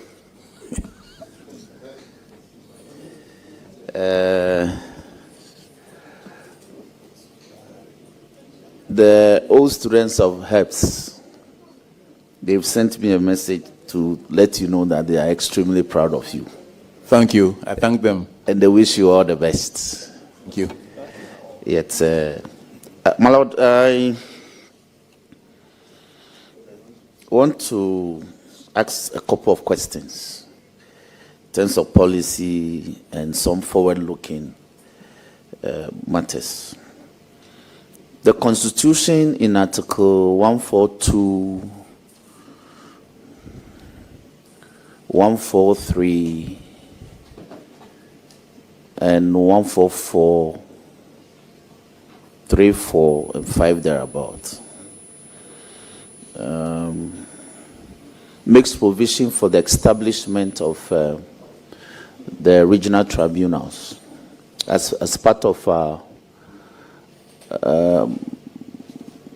judiciary. But there's been some hesitation, or not some hesitation, but marked hesitation to apply this provision of the Constitution. And I'm being compelled to litigate it for a declaration that the omission amounts to a breach of the Constitution. So let me ask of your opinion, because of your background, how important would the addition of the regional tribunals to our current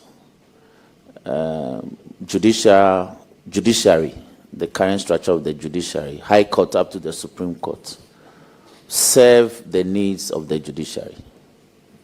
Thank you, Mr. Chairman. Yes. I am always for the tribunals, the setting up of the tribunals, because one, we say we have too many cases pending and the cases delay. If we set up more courts, definitely it's going to help alleviate that situation. And secondly, we shouldn't lose sight of the fact that the qualification of the tribunal chairman is the same as the High Court judge. It's just that two ordinary people who are not lawyers are to help him, assist him. So I don't see, it's just the nomenclature, the naming, but the jobs done are virtually the same. And then more criminal cases will go to the tribunals because they wouldn't do civil. So it gives more chance to the mainstream court to have more time for civil cases. So I am always for the tribunals. We need more of them, especially the lower tribunals. Justice emanates from the people. Why don't we give them courts manned by the people from whom justice emanates? So I am always for the tribunals. And the Constitution says it has to be done, so it has to be done. Thank you. Thank you very much. My Lord, I have been waging 2 wars. One in respect of the welfare of some judges, and one in respect of the welfare of law students, so to speak. So in respect of the judges, we have at the magisterial level, we have the career magistrates and what the judiciary has come to describe as professional magistrates, trained lawyers who have been elevated onto the bench from the magisterial level, and a program that produces magistrates with some structure to be attained as chief magistrates when you go through the ranks. What I have observed, having become a member of parliament, is that there are disparities in their conditions of service. Disparity in the sense that the career magistrates do not have official accommodation. They do not have official vehicles to assist them to work. Yet the professional magistrates, they have official accommodation and they have official vehicles. And my Lord, within the Labour Act, they do equal work. And the law is very clear. This House passed it that equal work must attract equal pay. So as a matter of policy, will the Judicial Council consider aligning the conditions of service of the career magistrates to that of the professional magistrates as district court judges? Thank you, Mr. Chairman. I remember very well when I was on the council last year, this issue cropped up and a committee was set up to solve the issue, to make them, to bring the parity. Just as you rightly said, they do the same job. So you are right to say that they deserve equal remuneration and the perks that go with it. So I support you. They deserve that. I think the committee is working on it. I don't know whether it's out yet, but it's being taken care of. They deserve what you are saying. Thank you. Great. My Lord, my other war that I wage, and which I think the Judicial Council will have a role to play, is in respect of the legal reforms that we want in legal education.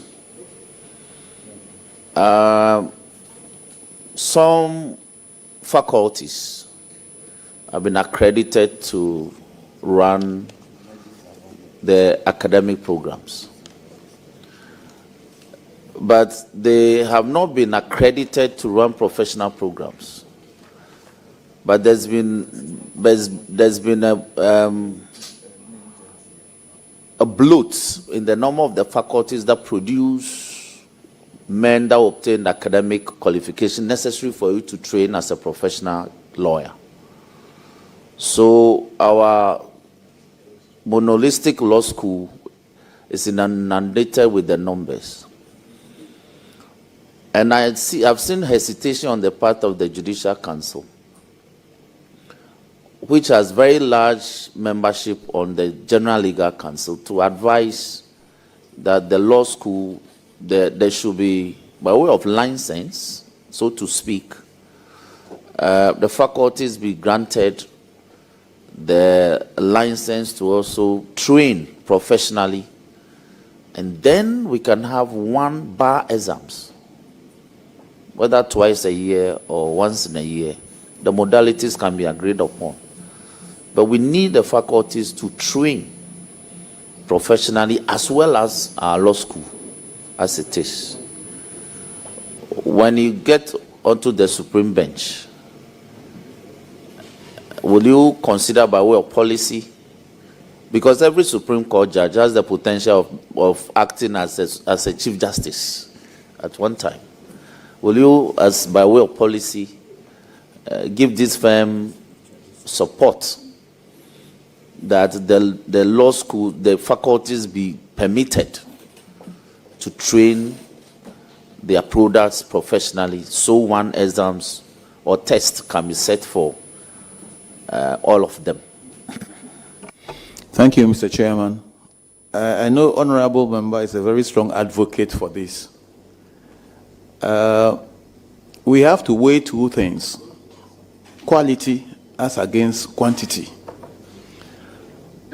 I think there is, or there must be, some reason for which the law school at Makola is built near the court.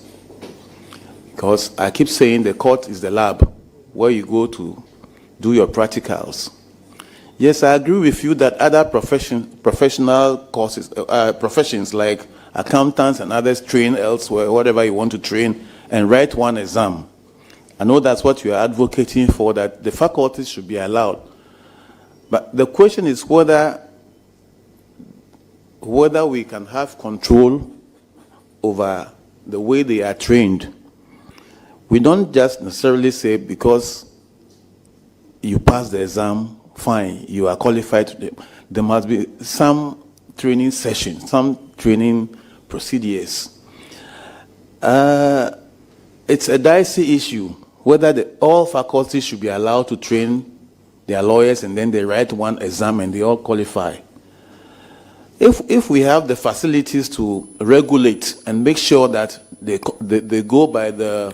Malo, by way of assistance, will you be of a different opinion if the curricula is redesigned to capture the essence, the matters that... Exactly what I'm saying. If that is done, and the faculties must be supervised to make sure that they attain that level of standard we need, fine, why not?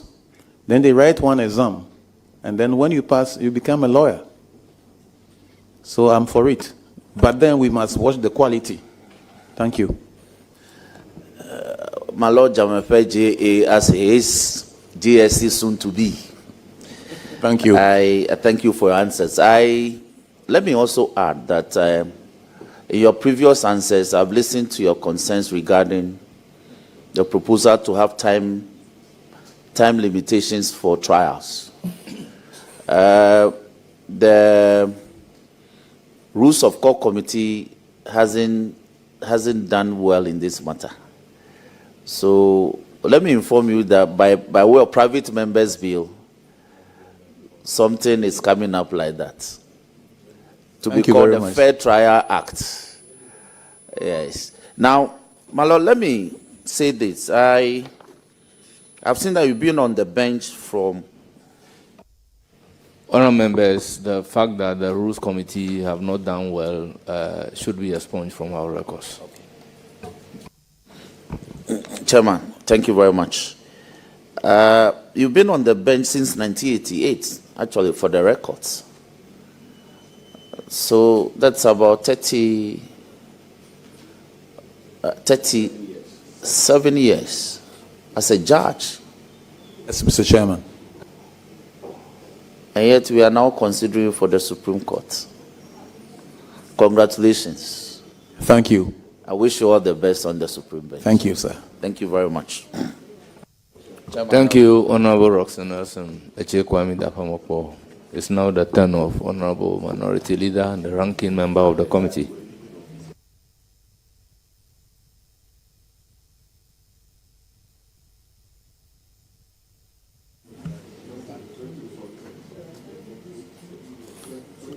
Chairman, thank you for the opportunity.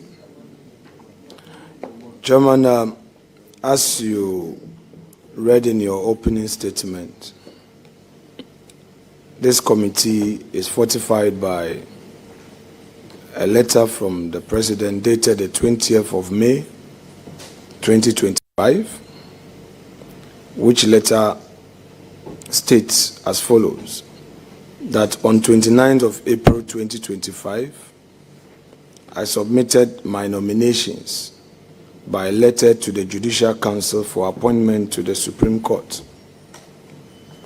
The chairperson, Acting Chief Justice Bafo Boni, on behalf of the Council, advised me on the 5th of May 2025 of the suitability of my underlisted nominees for appointment to the Supreme Court. The letter goes on.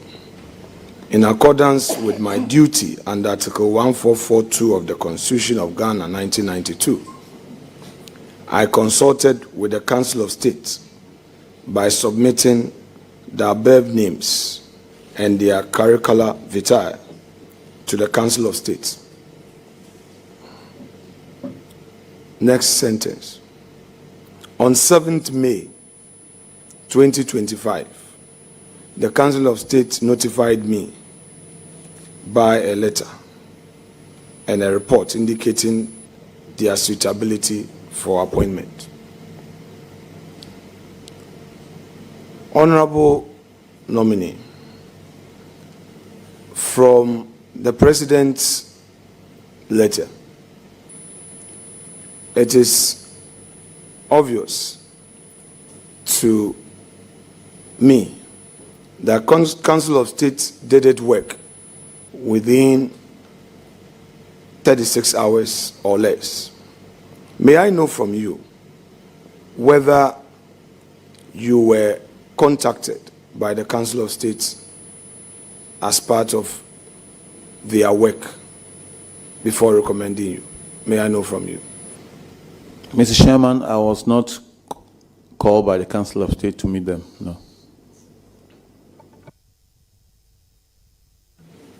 Now,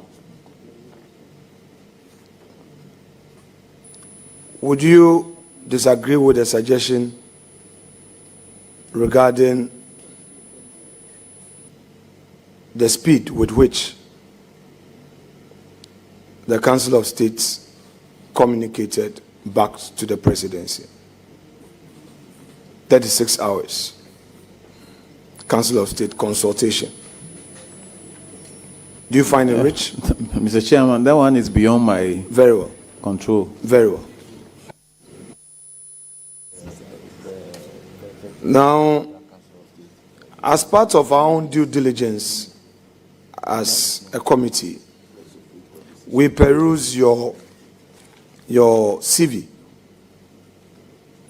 And here, just to avoid surprises, I want to ask you whether you have your CV with you. You have it right with you? Yes, Mr. Chairman. In soft or hard copy?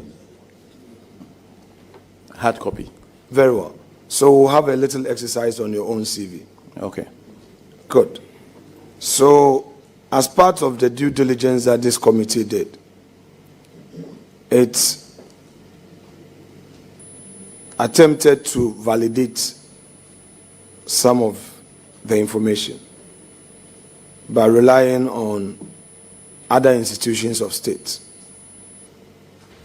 On the issue of educational background, item 1, Norwegian School of Management, Oslo, Norway, MBA in Leadership and Strategic Management. The state institution relied on to validate this could not confirm this for us. Are you able to provide us with the certificates and the transcript of this qualification you've so provided yourself? Yes, I'll do that. I Very can. well. Then the state agency you relied on didn't do a good job. Yes, Because we relied on the NIB. They wrote to us formally. I schooled there and I can provide you the necessary things you want. The NIB wrote to us formally. Now, let us, so you agree that sometimes our state agencies make mistakes or they fail us. You agree with me on the basis of this? Since you said they didn't do a good job. Obviously, that's the result. Anyway, let's make progress. This program, you've stated that you did it between 1994 and 1995. Was it a scholarship from the Judicial Service, full-time program you took off your work as a judge and pursued in Norway, or it was some correspondence or part-time? Mr. Chairman, this is a full-time course I was given scholarship by the Norwegian government.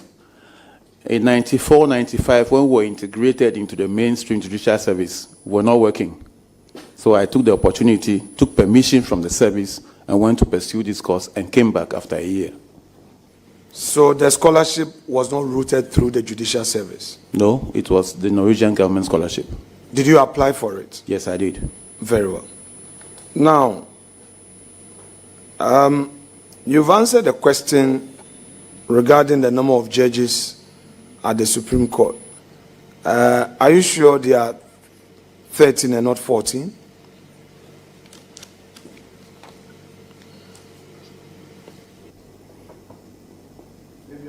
I'll give you the time to reconcile that. We'll come back.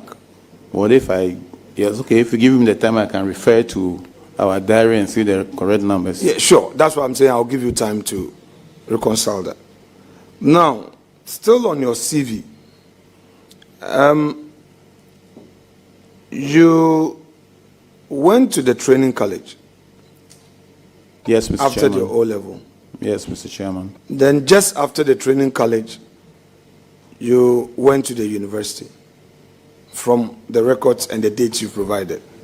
Yes, Mr. Chairman. So, I taught for a year before going to the university.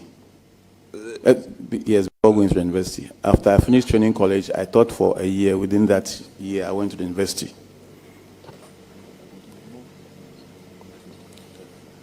So you taught for a year, but you've not indicated the school you taught. You've not indicated that on the CV. But that was in Pando in 1978. Very well.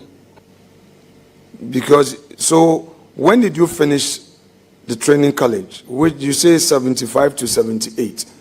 The academic calendar, do you readily remember which month of the year you finished, you completed your program at Jessica? I think we finished in June, July 78, and I was posted to Pando Gabi LA Middle School. I taught I taught in that school until November, December, when I went to the university. Okay.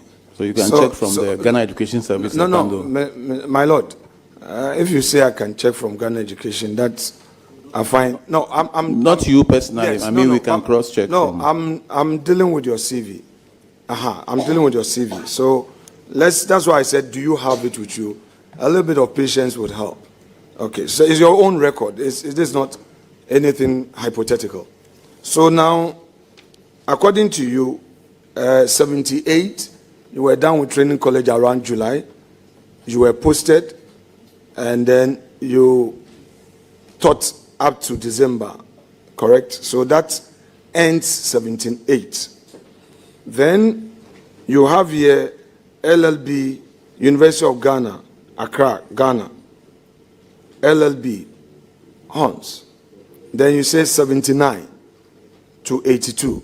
So I want to know from you, the 79, which month, if you recall, did you start your first academic semester?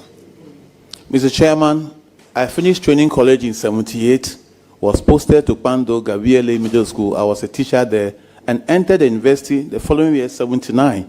We started, I think, in September 79. I didn't enter the university in 78. I entered in 79, sir. My lord, I didn't say that you entered the university in 78. I haven't said that. You said you taught up to December.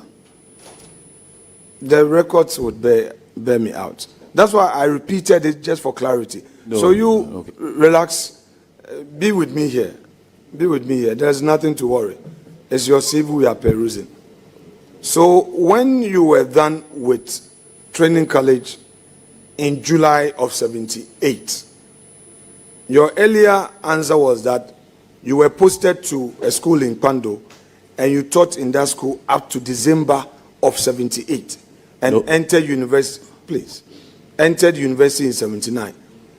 Please clarify. Thank you, Mr. Chairman.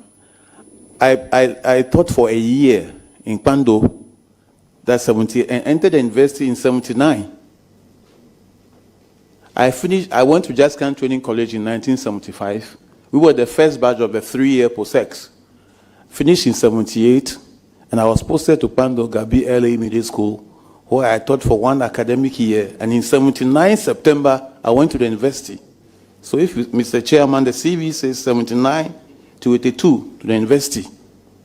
Yeah, so it means that your earlier answer that you taught up to December. I don't remember. Did I say that?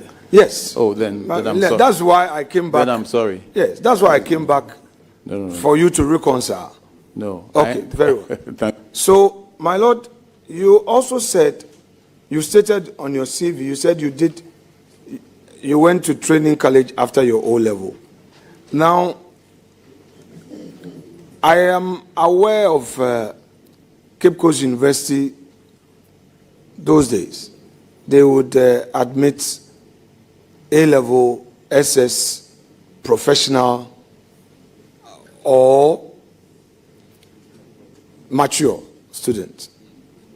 Did you enter the university with your O-level certificate, or you entered as a mature student, or with a combination of your post-secondary certificate, that's your training college certificate? Mr. Chairman, I entered with 3 A-levels, not post-sec degree certificate. I wrote the A-levels whilst in the training college. We have adult education courses there, and I had 3 papers before entering the university. I wrote the A-levels in the training college, and that's what I used to enter the university. Which subject did you do for your A-level? Economics, religion, and geography, and then general paper. My Lord, you said you only speak English and Ewe, correct? Fluently, correct. But you stayed in Aguna Swedro for more than 6 years, and my Lord did not make an attempt. Is that the case?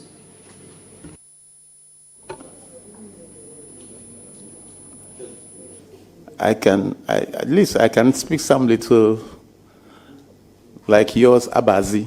I can say that one. My Lord, but Aguna, they speak Aguna. Aguna Swedro, they speak about. Yes. Well, I wrote English and Ebe because those ones I can speak fluently. So, but the three, I understand you, but let's keep it there. Very well. My Lord, let's do a little exercise on Article 126. Let's go there. Please, you have your constitution with you.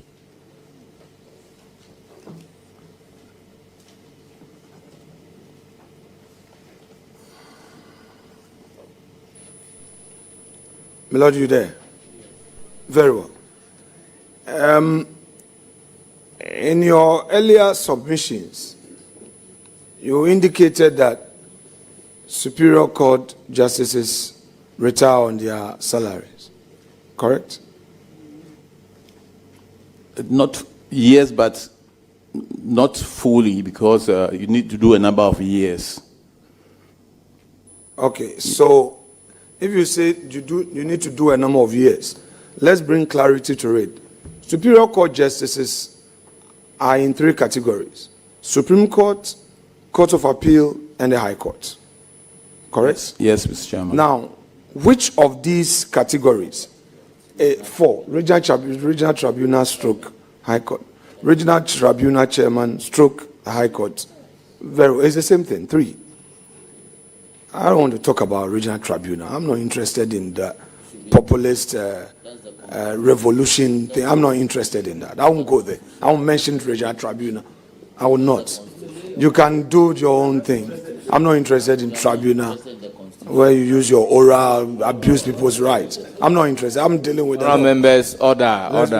Chairman, the reference is to Article 126. Very well, let's the proceed. Judiciary shall consist of the Superior Court of Chairman, I'm able to read. comprising the Supreme Court, the Court of Appeal, the High Court, and regional tribunal. So you cannot say you are not interested in the regional tribunal when you are making reference to Article 126. Chairman, thus far, we've had some peace. Restrain your chief whip. We kept quiet for him to ask all his questions anyway. So, which of the categories is the number of years of service applicable to? Mr. Chairman, some people join the service from after civil servants who have retired. For example, there were 60 where they were working before joining us. My Lord, I'm not stopping you. I'm not stopping you. Please. We may stay longer depending on your approach. We may have a very short session if we deal directly with the issue. And that's what I would prefer, the latter approach. So, please bear with me. We know the Constitution defines 3 categories: Supreme Court, Court of Appeal, High Court / Regional Tribunal chairs. And in your answer, you qualified the earlier position you are taking, that Superior Court justices retire on their salaries. You qualified it by saying that, yes, but it depends on the number of years of service. I want to know from you, of the 3, High Court, Supreme Court, Court of Appeal, which of them is this number of years applicable to enable them retire on their salaries? Mr. Chairman. Or is applicable to all? It's applicable to all. Oh, I see. So, for instance, if a person is nominated to Supreme Court and he serves only 4 years and retires, is it the case that he would not qualify to retire on his salary? Is that the case? Mr. Chairman, it depends on the number of years you've done the civil and the public service before joining. So let's be specific. The person, if you the person came from the bar. He's a private practitioner who was nominated, a professor at a private practitioner from the private sector, a businessman, someone who has worked with corporate Ghana and not in public service or civil service.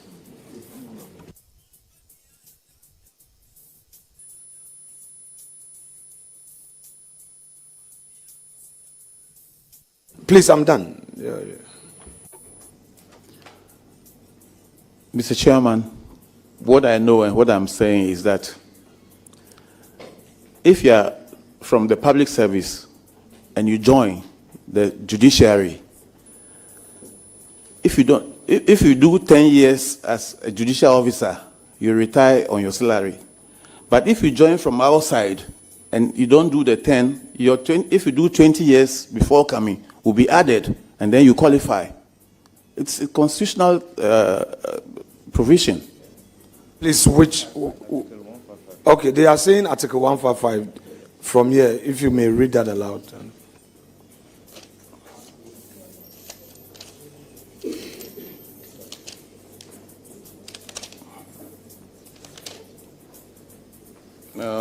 Mr. Chairman, it states that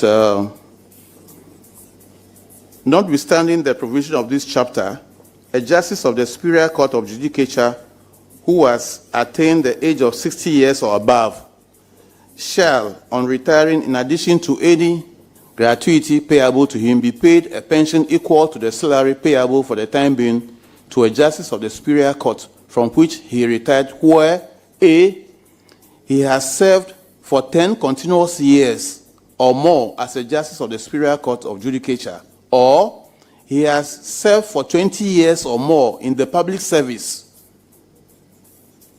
For 20 years or more in the public service, at least 5 continuous years of which were as a justice of the Superior Court of Judicature.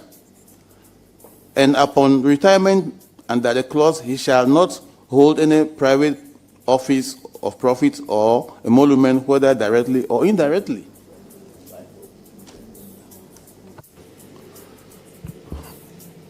Honorable nominee,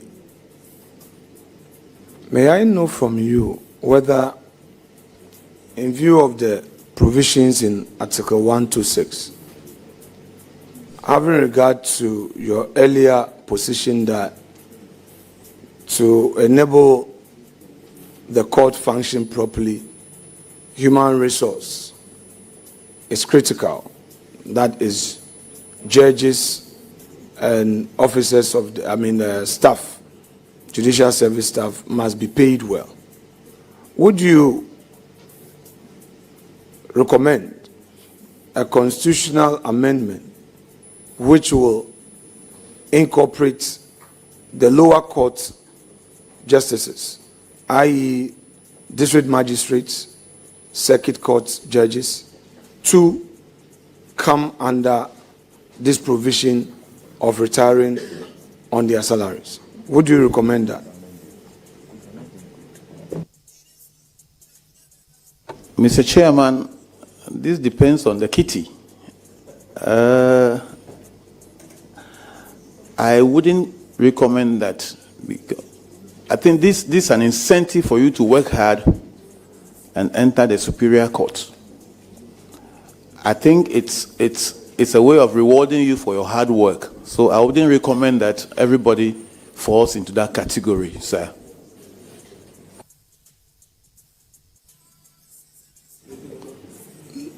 Now, Superior Court justices come under Article 71 office holders, correct? Yes, Mr. Chairman. So, High Court judges, Court of Appeal judges, and Supreme Court judges, every 4 years, enjoy the Article 71 emolument, correct? Every 4 years, correct? When you say emolument, every 4 years they enjoy the emolument, I don't understand you. Judges, our salaries are not reviewed every year. It's done once in 4 years. So what is paid back is the difference. That is what is paid every 4 years. Let's go to Article 71.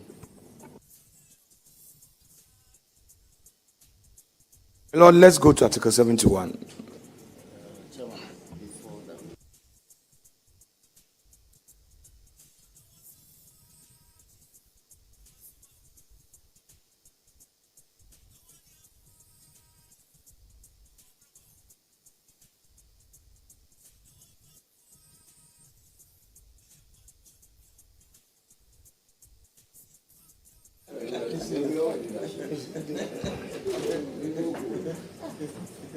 Charlie, just hold it.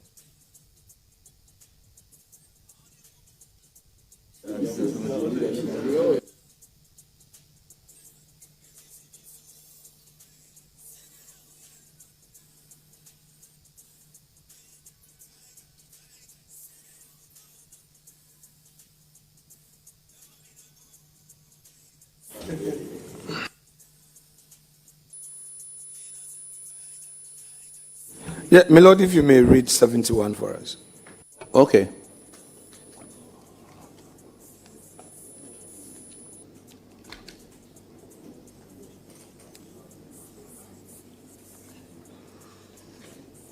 All of 71. Rightly so. The determination of certain emoluments, 71. The salaries and allowances payable and the facilities and privileges available to A, Speaker and Deputy Speakers and Members of Parliament. B, the Chief Justice and the other Justices of the Superior Court of Judicature. 3, C, the Auditor General, the Chairman of the, and Deputy Commissioner of the EC, the Commissioner for Human Rights and Administrative Justice, and his deputies, and the District Assembly's Common Fund Administrator. D, the Chairman, Vice Chairman, and other members of D1, National Council for Higher Education, howsoever described. 2, the Public Service Commission. 3, National Media Commission. 4, Lands Commission. 5, National Commission for Civic Education. Being expenditure charged on the consolidated fund shall be determined by the President on the recommendations of a committee of not more than 5 persons appointed by the President, acting in accordance with the advice of the Council of State. 2, the salaries and allowances payable and the facilities available to the President, the Vice President, the Chairman, and other members of the Council of State, Ministers of State, Deputy Ministers, being expenditure charged on the consolidated fund, shall be determined by Parliament on the recommendations of the committee referred to in Clause 1 of this article. For the purposes of this article, and except as otherwise provided in this Constitution, salaries includes allowances, facilities, and privileges, and retiring benefits or awards. Thank you. So, back to your earlier position, you said that every 4 years, when this committee meets and makes recommendation, because your salaries are not done yearly, they make recommendations and you are paid salary arrears, correct? Yes, Mr. Chairman. Which is known on the streets as emolument. Yes, Mr. Chairman. So, you disagree with any suggestion to the effect that Article 71 is only there to benefit the political class from the reading you have just made? From what you have just Mr. read. Chairman, what the Constitution says is what it is, not the interpretation people put on it. This is not, it doesn't mention a political class here. It mentioned the categories of people who should enjoy this Article 71 emoluments. Yes, so I'm saying that from what you have just read, those to benefit from Article 71 is not limited to the elected political class. That's the point I want to make from what you've just read. Yes, I think you are right. Correct. Now, my Lord, I want us to go back to an earlier position taken by my respected learned colleague, the leader of the House, Honorable Ayariga. He relied heavily on the CJ, Justice Araba Isaba Tokono's recommendation to suggest to you that there's really nothing wrong in increasing the numbers at the Supreme Court. And you seem to have agreed with him, correct? But the reasons given by the honorable man, I said yes. Very well. Because I haven't seen the article she wrote. Very well. Yes, of course, he quoted from the copiously from the letter. Now, you would agree with me that this proposal led to a public outcry. But now, we are adding 7 more to the same court. Would you, as a beneficiary of this, would you say that that criticism was unfounded?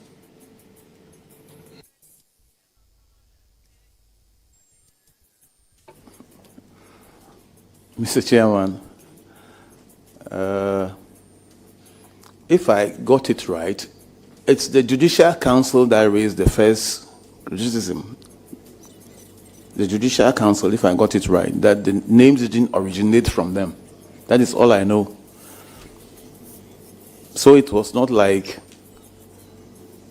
I am a beneficiary of, like the word you use, beneficiary. No. I was nominated by the President of the Republic to become a Supreme Court judge. I don't know whether it's based on an article or anything. I just was nominated, Mr. Chairman. So I cannot tell whether I'm a beneficiary or people, no. My Lord, the argument was to the effect that the Supreme Court, the highest court of the land, was being packed. And in fact, a colleague of yours who had been vetted, I think my lady, is it Benasco, wasn't it?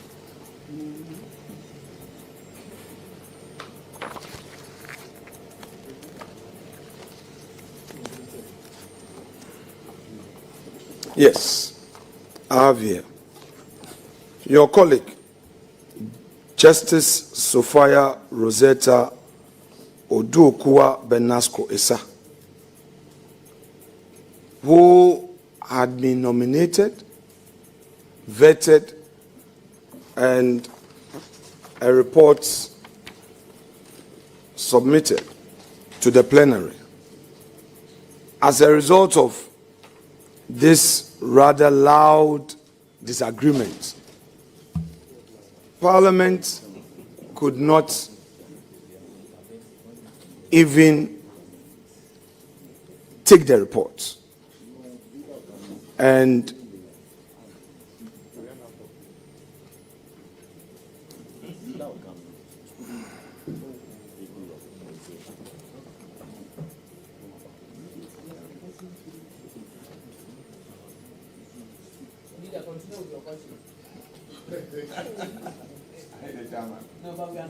please continue. the loud disagreements, including threats on the floor, the laying of the report will generate chaos, eventually prevented the laying of the report. I want to know from you that in view of the argument that even these two adding to the Supreme Court would amount to packing, would you now disagree with that opinion that this 7 being added, of which you are a beneficiary, worsens the matter? Well, before allowing the chairman of the committee to answer the question, I would ask that the issue of a threat to the laying of the report be expunged from the question. Please proceed to give an answer.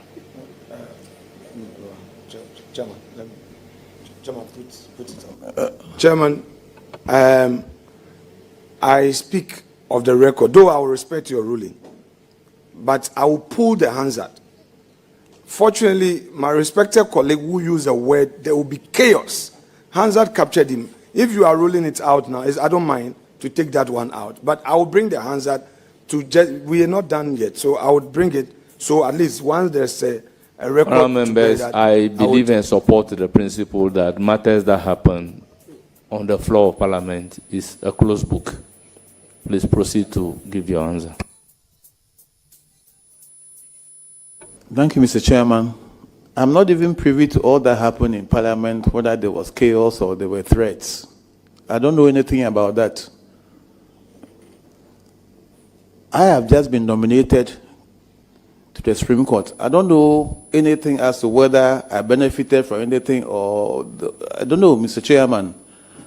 I can't exactly tell what happened on the floor of Parliament. I don't know. That is what I can say, Mr. Chairman. My Honorable Nominee, did you become aware of the general apprehension in the public space regarding the two nominees as same amounting to the packing of the Supreme Court? Did you become aware of the general apprehension in the public domain at the time? No, Mr. Chairman. Okay, fine. Would you disagree with any suggestion to the effect that these 7 nominations from the president at a go amount to the packing of the Supreme Court? Would you disagree with that suggestion? I think you answered this question, said no. So why is the question being repeated? So, Honorable Minority Leader, with all due respect, proceed with another question. He says no to it.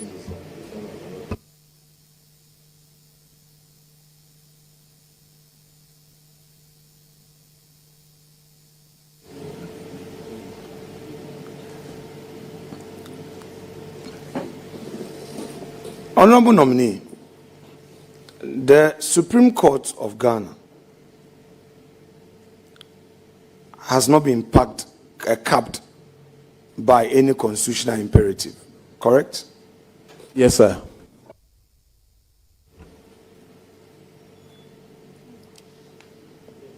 There's no cap. You would therefore agree that circumstances may result in having a certain number on the bench, correct? Yes, sir. So, in view of that, you would disagree to any suggestion that seeks to condemn or criticize or create a certain apprehension when nominations are being made with justifications for the number to go up to a certain point. You would disagree? Mr. Chairman, it depends on the justification. It depends on the exigency and the justification accorded to the nominations. Thank you. You will agree with me that the current 7 nominations have not been accompanied with any verifiable justification or exigencies. You would agree with me? Mr. Chairman, I'm not appointing authority.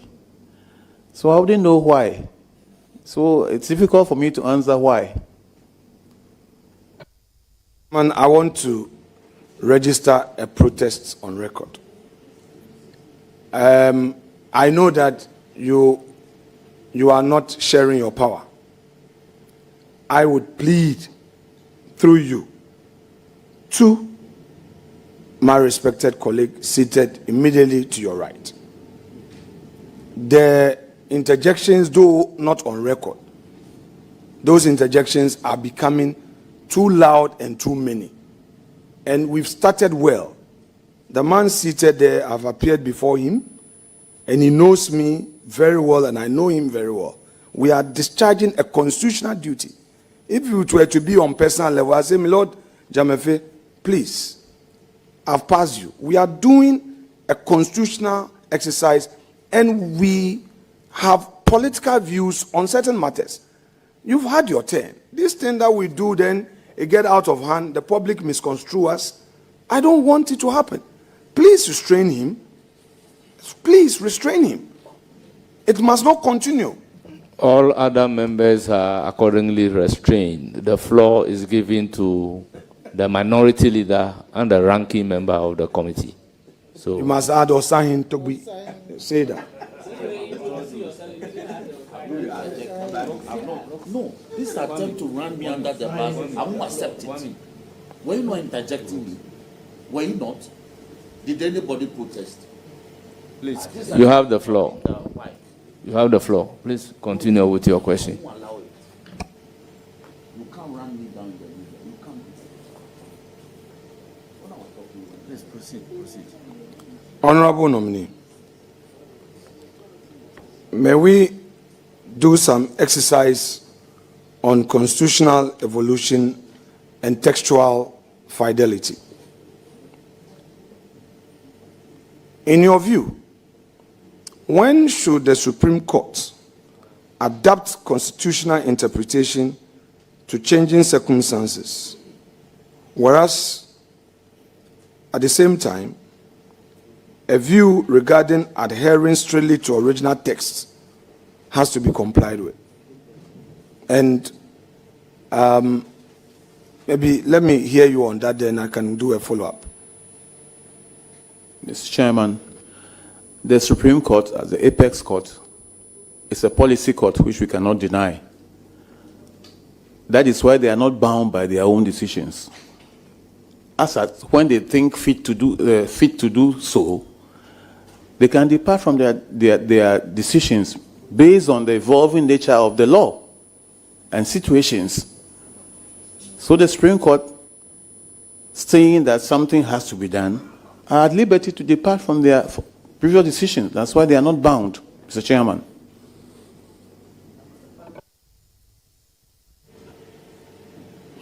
Can you provide an instance where you would favor evolution and one where you would insist on textual fidelity?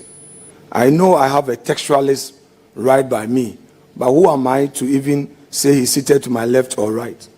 I have Please a textualist with me. proceed to ask your question. Nobody seated by you has the power to interpret the Constitution. Ask your question. So may you provide an instance where you will favor evolution and an instance where you would insist on textual fidelity? Mr. Chairman, if the Supreme Court gives a decision, we are all bound by it. But then, when you can depart when the decision is given per incuriam, or a wrong law has been applied, or the decision becomes unjust in the circumstances. And if you can differentiate the facts, you can depart from it, Mr. Chairman.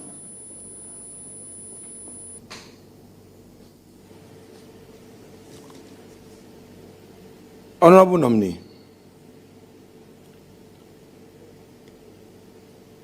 let's talk about judicial ethics and independence. Would you be able to give us 3 specific measures you would implement or you suggest to be implemented to maintain judicial ethics whilst preserving independence?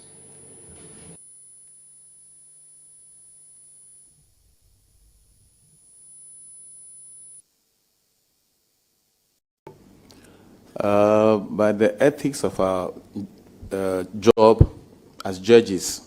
1, you go strictly by what is before you, that is the evidence before you, and the facts. If I got the question right, you base your decisions on the evidence and the facts before you. You are not to depart from this. And then if it's I don't know whether it's the social aspect you are asking, your comportment, your rapport with lawyers who appear before you, it's there. You must know how you relate to parties who appear before you, the language you use in court, comportment, as I said earlier, your punctuality, even your own outlook as judges. And then you must not meddle into politics. You must be independent. You must just give out your money. Don't care whether it's coming from A or B. These are some of the ethics we go by And then you must know where you go and where you don't go, where you are seen and where you are not seen. Thank you. So in view of that, how would you then balance the question of transparency with the need to avoid inappropriate commentary on legal issues? You just have to know how to balance it. It's a thin line. If you heard me earlier, I said comments and opinions passed by judges carry a lot of weight because you don't know when a case will come before you. So you have to be very sparing as to comments you pass because, one, a case may come before you and the facts may be different, not on all fours. You have to depart from what you said. Even some people can even petition your recusal from the case because of a comment you once passed. So you have to be very careful as to the comments you pass as a judge because it carries weight.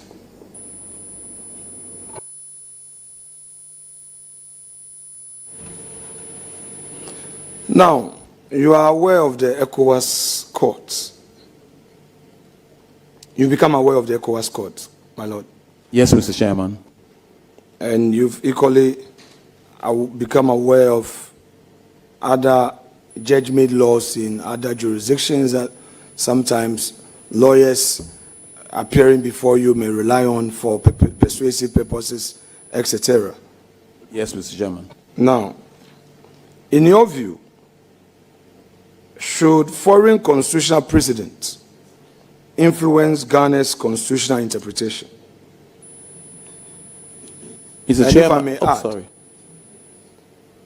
if I may add, just to make it composite, when, if ever, should the Supreme Court cite decisions from, say, South Africa, United States, United Kingdom, or even ECOWAS court decisions? I may take it again if you want to take down the question.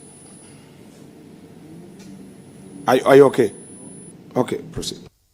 Mr. Chairman, any decision from outside is persuasive. It's not binding on us. But then, for sake of best practices, we are not a committee of nation. We belong to a committee of nations. Sorry, we are not an island. You can learn best practices from other areas and import into the law, but that should not override your own laws, because whatever comes from outside is persuasive. Mr. Chairman.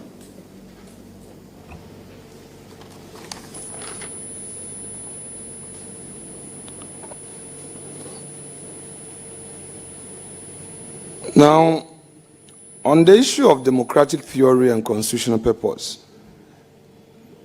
I want to know from you, do constitutional term limits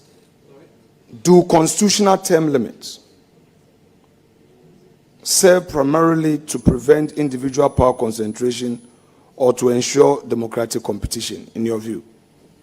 Mr. Chairman, I don't understand. I'll repeat. The question. Yeah.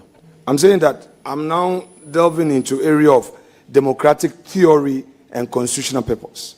And my question is, in your view, does constitutional term limits serve primarily to prevent individual power concentration, or it is there as a constitutional imperative to ensure democratic competition?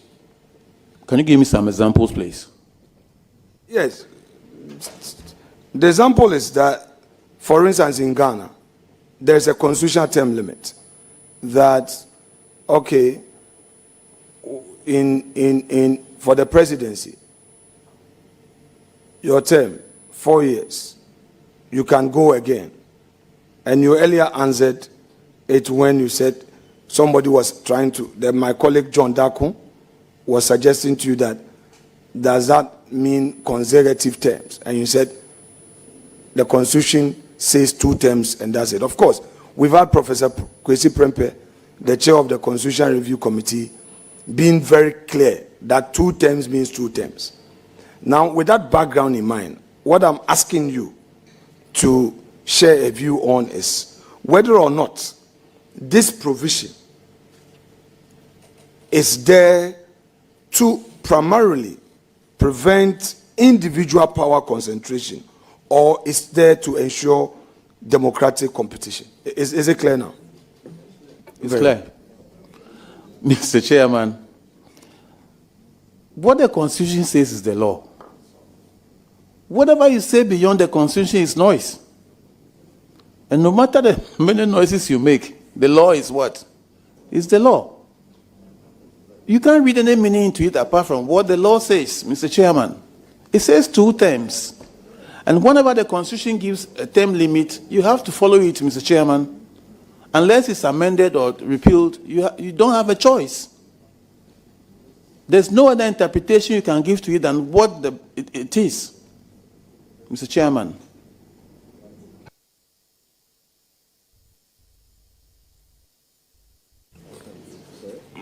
My Lord, you have earlier expressed a view on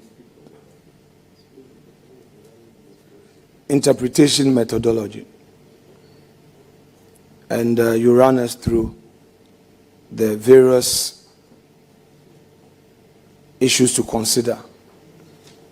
And I think I heard Honorable Ayariga commending the view expressed and invited the students to pay attention to that.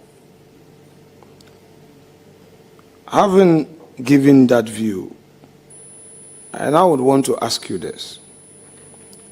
Ghana, which sometimes can have politically sensitive cases, should the Supreme Court err towards restricting or expanding executive power when text permits multiple interpretations? And if so, what factors will guide that?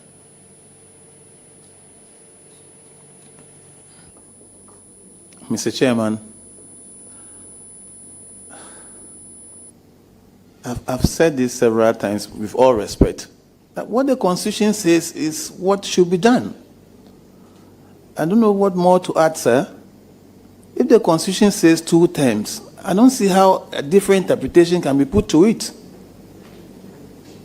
Mr. Chairman, I don't know what... That's what I think, sir.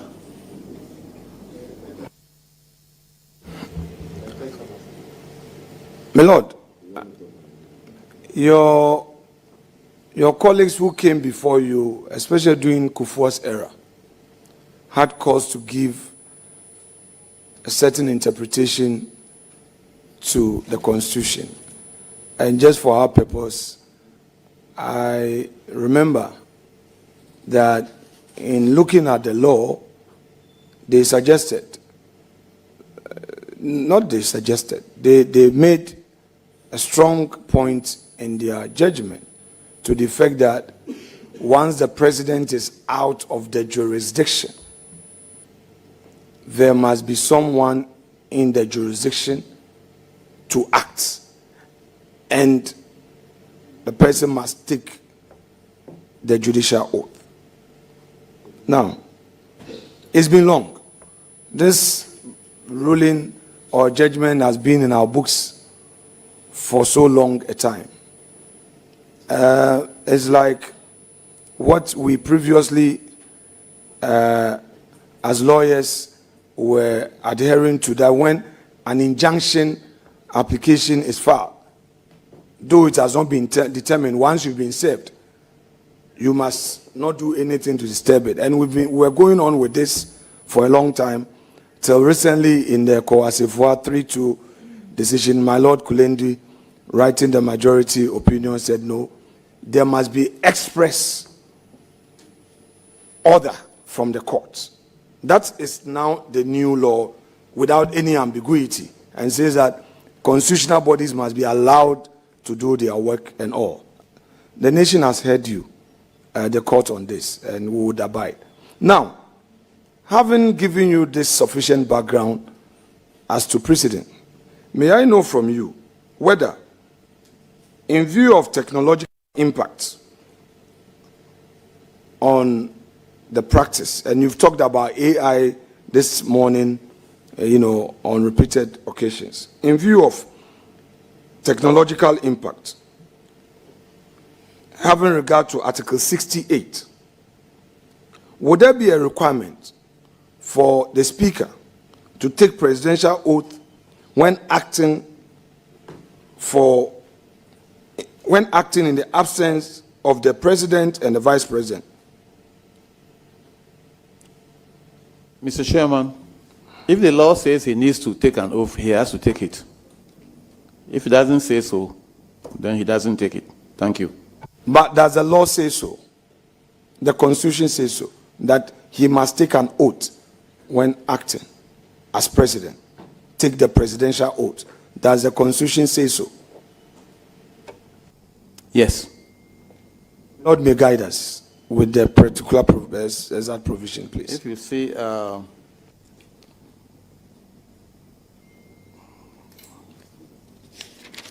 I think it's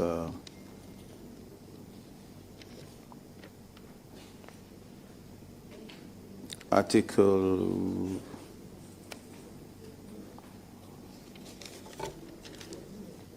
Well, I can't get it offhand, but Mr. Chairman, we can look at it. You can take your time and provide that later. But you can furnish us with that later. But my Lord, my question directly related to this is that in an era of instant global communication, does this distinction remain constitutionally necessary? And should, quote, absence from the Republic, unquote, be redefined in your view? Mr. Chairman, with technology now, absence it has a different meaning now, because a case came before me as to the meaning of working from home, as to whether during the COVID time, working from home, whether it's from your house or from outside the workplace. I think if the president, this is my opinion, please, if the president should be out of the country, let's say for 1 day, and coming back, yes, the Constitution says there should be no vacuum. But if the person has, if the technology can make you work from outside your office, but well, the law says if you are out of the jurisdiction, fine. But if you are in contact with those who you work with, I don't really think, and the period is that short, maybe 1 day, I don't think there should be this ceremony when you are coming back the following day for somebody to swear an oath, and then the following morning the president or whoever's oath is taken is back. Is my law departing from the law? Is the law? The law is the law, but I'm not departing from it. But what I'm saying, this is my personal position. Mr. Chairman, what I'm saying is that, let's say the president goes to Nigeria and will come back in the evening. He's not in the country, but that does not necessarily mean that the vice should take an oath to act for him when he's coming back in the evening. I mean,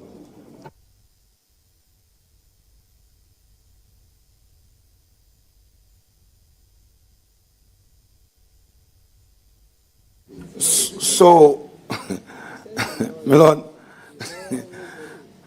Lord, so you yourself, you are very dynamic in your views, because you see, earlier, your view of the law, when we were talking about some other provisions, you were like, the law is a law, which is true. But again, you have now qualified it, giving it a purposive interpretation to meet the times by saying that, yes, if the person is going out for just 24 hours, would there be the need to have that ceremony of having to take the oath and all? So, therefore, you would agree with me that eliminating the speaker's oath requirement in such circumstances would be prudent, correct? No, Mr. Chairman, what I said was my opinion. That was my opinion. You are here to express an opinion. Yes, may not necessarily be the law. If the law insists that... My Lord, is your opinion that becomes a law. The Supreme Court is policy decisions. It doesn't override the Constitution, sir. Well, my Lord, we would reserve that debate for another word. But all right, thank you. I will come back to you. Let the chairman intervene and we'll go back to it. honorable members will listen to my lord very well. He indicated that the law is a law. The thought-provoking issue that he is stating is that if the president is traveled to Nigeria and will come back the same day or the following day, both the president and the vice president are not there, do we have to do the ceremony by way of swearing in the speaker, only for him to return after the swearing in to come and take his position? So these are issues that we can look at. So he still believes that the law is the law. So, well, Lord, I think the jury is out there to have their own bite, so I will not belabor. Now,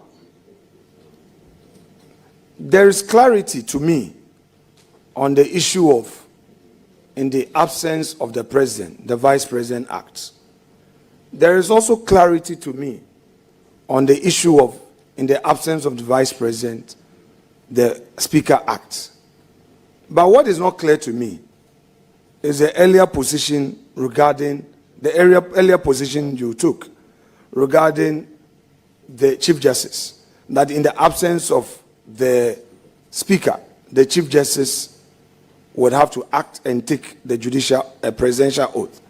Now, my lord, is this position you took earlier in response to a colleague's question emanating from the Constitution expressly, that in the absence of the speaker, the Chief Justice takes the oath of office as acting president? Is there such express constitutional provision? Or you are just, you stating so as a matter of course, that there should be no power vacuum? Because obviously, like it happened recently, it may happen again, where the president was out, my Excellency, Madam Vice President was on sick leave, and then Mr. Speaker was also out on official assignment, and for 48 hours, there was no head of state, technically, in the jurisdiction. Mr. Chairman, I was answering a question asked by an honorable member as to the hierarchy. If the law says that for somebody to act as the president of the country, he must take an oath, that person has to take the oath. My lord, take it easy. No, I'm fine. No, I'm no, fine. you step by step. I'm fine. Let's, I mean, it's a good exercise that we have to embark on. If there is a lacuna in the Constitution, we must recognize it as a nation, and I believe the Constitutional Review Committee is following proceedings here. Now, my first question, and I will take it step by step. Is there an express constitutional provision that require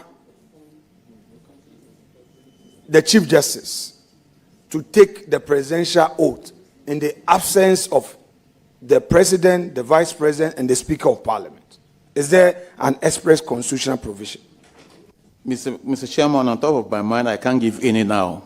But if I'm given the chance, maybe I'll go through and see whether the Oaths Act or, I don't know, says so, or I don't know. So let's do a little exercise. Granted, there is no such express provision. In your view, as a judge, and my lord, it is your opinion that will add up to other views once you get to the bench. That court is a constitutional court. And if I may recall, I once did a case at the Supreme Court where, after losing the case, one of the panel members passed a comment that here we take policy decisions and look at the broader, affairs of the state. Just to assure me that don't be too heartbroken that you've lost this case.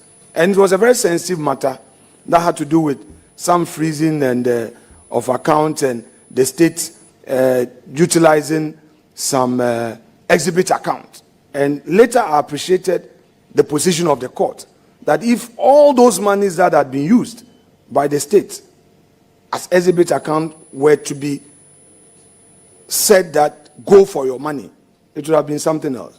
So that is the background to the point I'm making. Now let's come back to the issue. In the event that the Constitution does not make an express provision for the Chief Justice to act in the absence of the Speaker, the Vice President, the President, who, in your opinion, should act as President?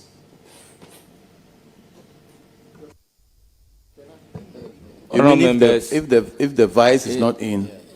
Let me take it back. Yes. The President is not in the country. The Vice is not in. The Speaker who took the presidential oath has also traveled. Who is the next to take? Mr. Chairman. Is there an express provision? You see, there shouldn't be a lacuna. At every point in time, somebody must head this nation. The three are not in the country. The next person is the Chief Justice. The next person, as we all know, is the Chief Justice. Even if there's no express provision stating that, there shouldn't be a lacuna, there shouldn't be a vacuum. And what I was saying, Mr. Chairman, is that if the President is just away, or those who are just away, or one of the three is just away for within a day, he will go and come back. There is no need for that exercise, because the person is coming back the same day. I don't know.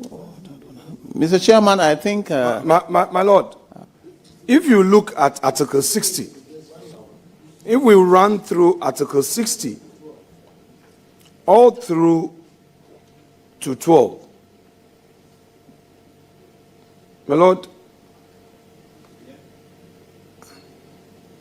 I do not see any express provision. I've read, I'm still a student. My reading can never be accurate. I've read 60, the entire 60. There is no express provision for the Chief Justice to act in the absence of the Speaker. And my Lord, I am laboring on this point because recently it happened where Mr. President was out, VIP was not in town, Speaker himself was also out of town on official duties. And, so I just want to know from you, you are now going to the bench, what is your view? I hope there's clarity now. Thank you very much. It's clear. I think there's a lacuna there. So it has to be filled up. There shouldn't be that vacuum. So I think the Supreme Court that has the power to interpret can come out to say that, to make it definite that when those three people are not there, this person takes over. And this is Which person? This person, Mr. Speaker, my Lord. This person. When the President is not there, the Vice takes over. Yes. When the Vice is not there, is the Speaker.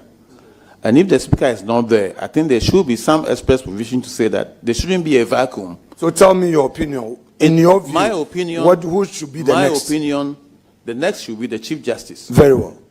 That is my personal opinion. I agree. No, my Lord, it's fair. Yeah. It's the personal opinions that become the law to guide us. I agree. Thank you very much. My Lord, I want us to deal with emergency powers, emergency succession protocols. Now,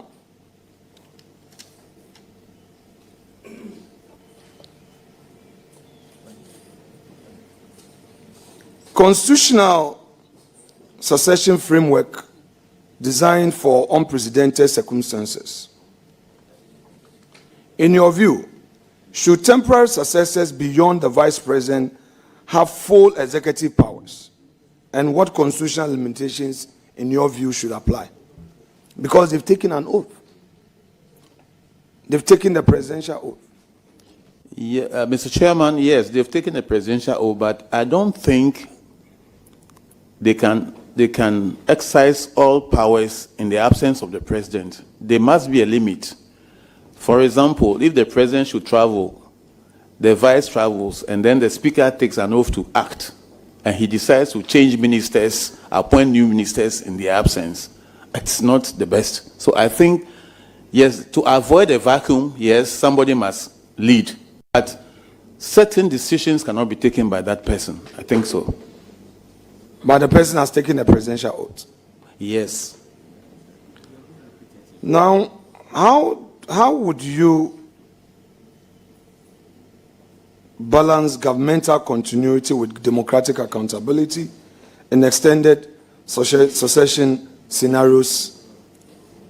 I don't understand, please. So we've talked about succession.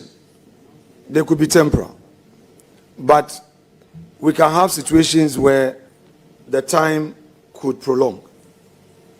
And in your view this afternoon, you have also said that, look, those powers must have limitations.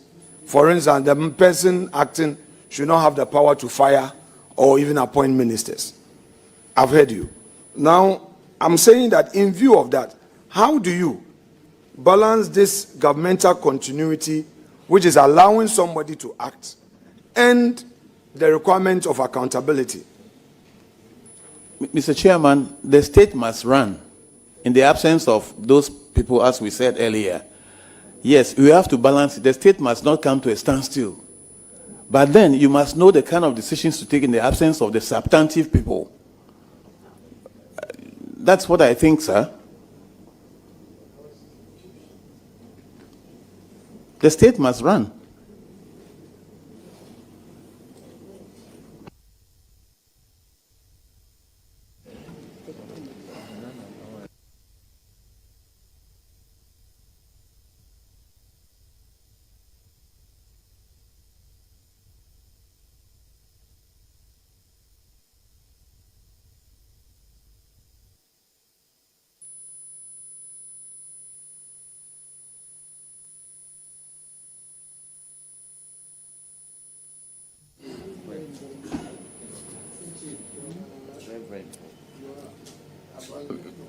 My Lord.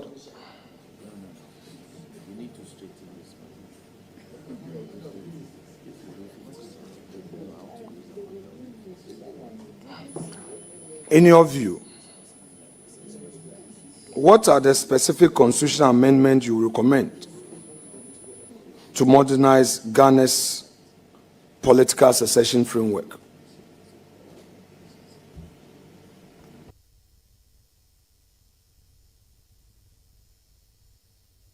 Can you please clarify the question for me? Well, I'm rooting it on the earlier foundation that I laid, the temporal succession, who is taking over and all that, in the absence of this, that, and you've already expressed some broader views. Okay, so I now would want to hear your views regarding some recommendations, because you've talked about some limitations. I just need you, in view of that, to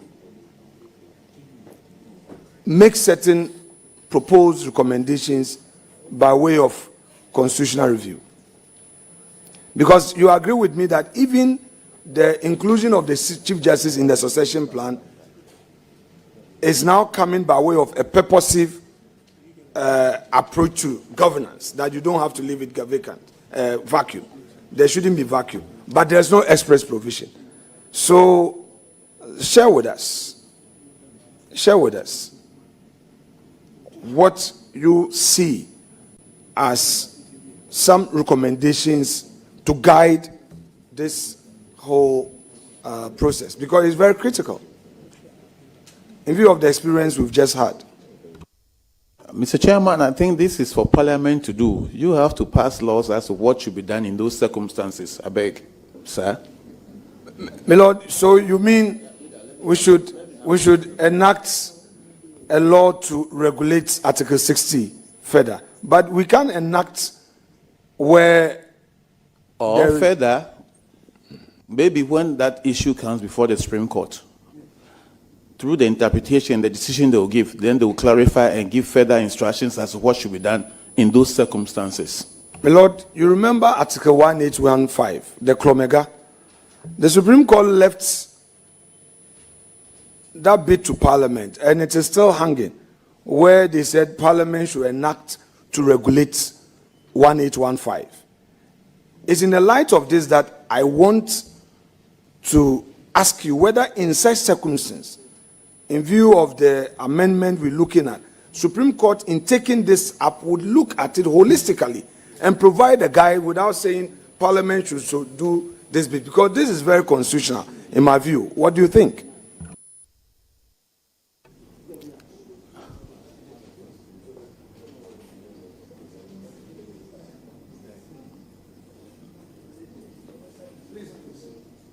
The duty of the Supreme Court, when it comes to interpretation, is the Supreme Court. So these are very good points you are raising. I think the Supreme Court, when the matter comes before them, will have to sort it out and give the various guidelines as to what should be done in the circumstances, Mr. Chairman. I think it's a gray area. So when it gets to the Supreme Court, then they will define it and give further guidelines as to what should be done. Thank you, sir.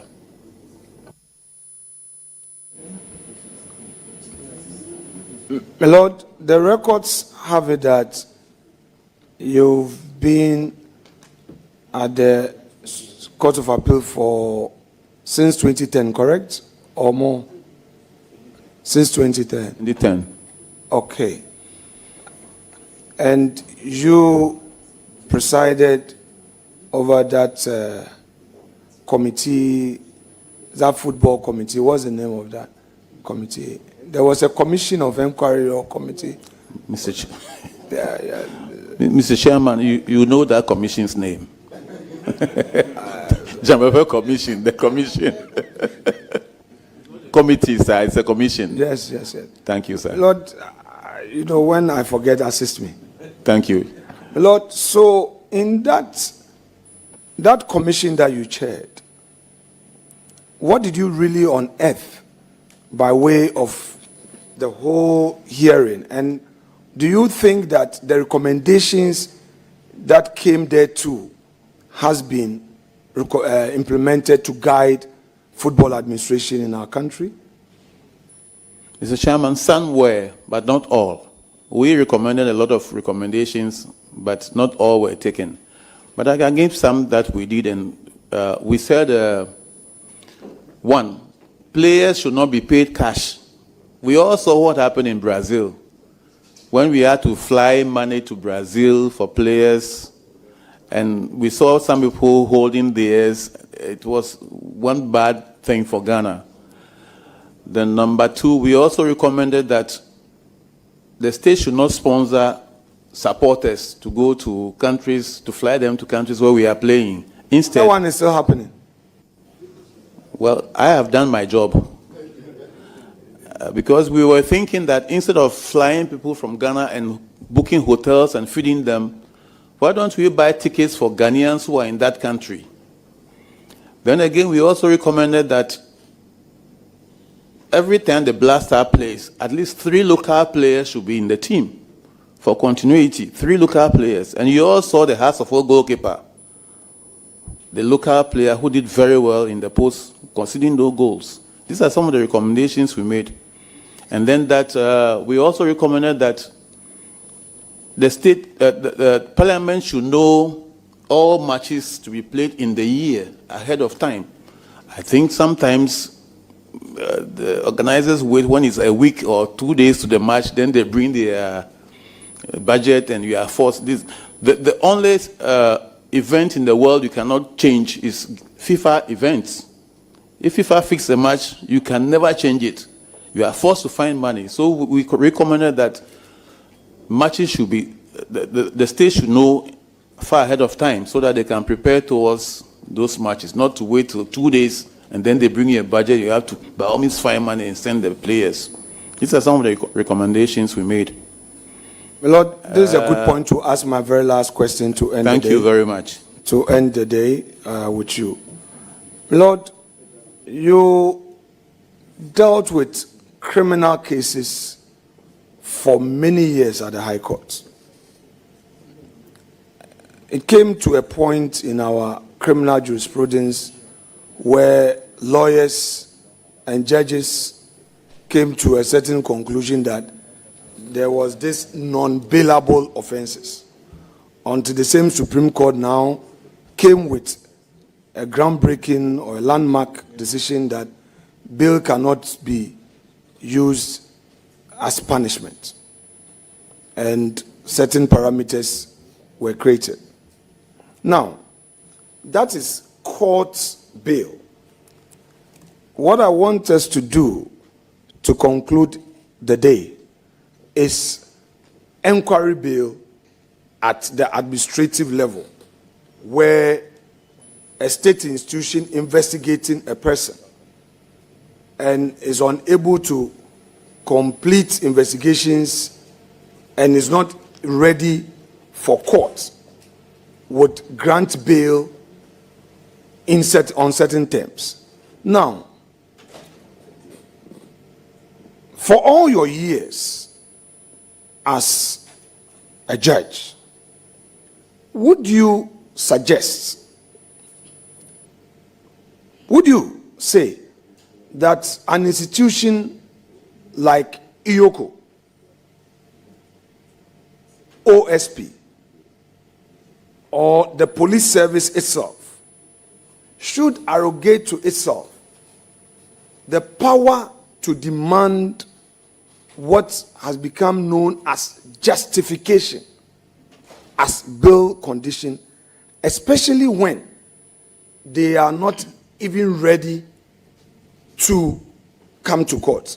My Lord, I'll give you a bit background to it. In the public space, what we have heard through public statement issued,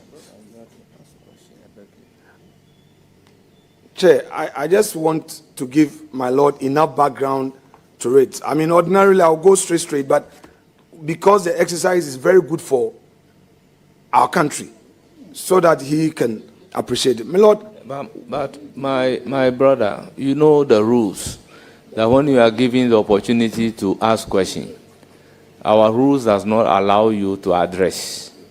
The rules does not allow you to share your opinion or argue. That is why I am just reminding you of our rules that you are to ask questions. Okay. Chairman, that's okay. Thank you. I'm guided. So, Honorable Nominee,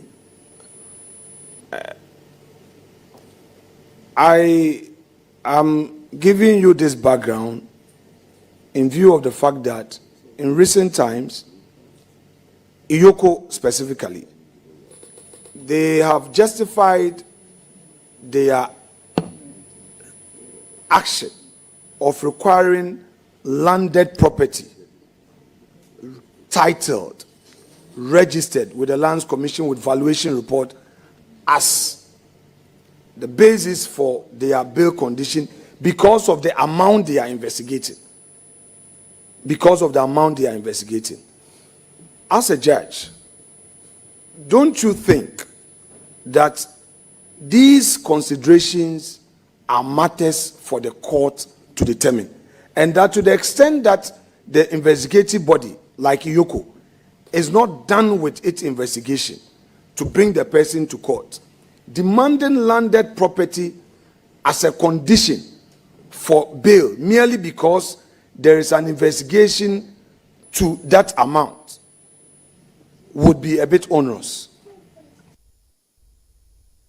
Mr. Chairman, from my experience, when we are faced with granting bail, we look at the charge, the amount involved, if it's liquidated, if it's money, the amount involved, and weigh the pros and cons as to whether the person will consider not coming to court for trial, whether the person is a flight risk, and we consider all that. You can't you can't be, the basis of bail is to make sure that the person comes to face trial. But then, you can't be investigating a case, let's say, for example, $1 million in a theft case or something, and grant bail 10,000 cedis. There's a possibility that you are indirectly telling the person, go away. So we consider all these things. But I cannot tell what informed that decision by Yoko. No, I cannot tell. I cannot tell. It's not yet at the court level. So I can't tell why they demanded that. I cannot fault them for that. My Lord, I'm not saying fault them. Yeah, my Lord, I'm not saying fault them. My Lord, I'm not saying fault them. On the issue of courts, I have no problem. Because you, the presiding judge, will now look at the charge sheets, the evidence available, and in fact, in our modern criminal trial system, you even make available all your documents you are relying on as part of the discoveries, contrary to the previous practice where you keep it under your armpit and be releasing them one by one. Now, from day one, you are to give every document to your adversary or to the accused.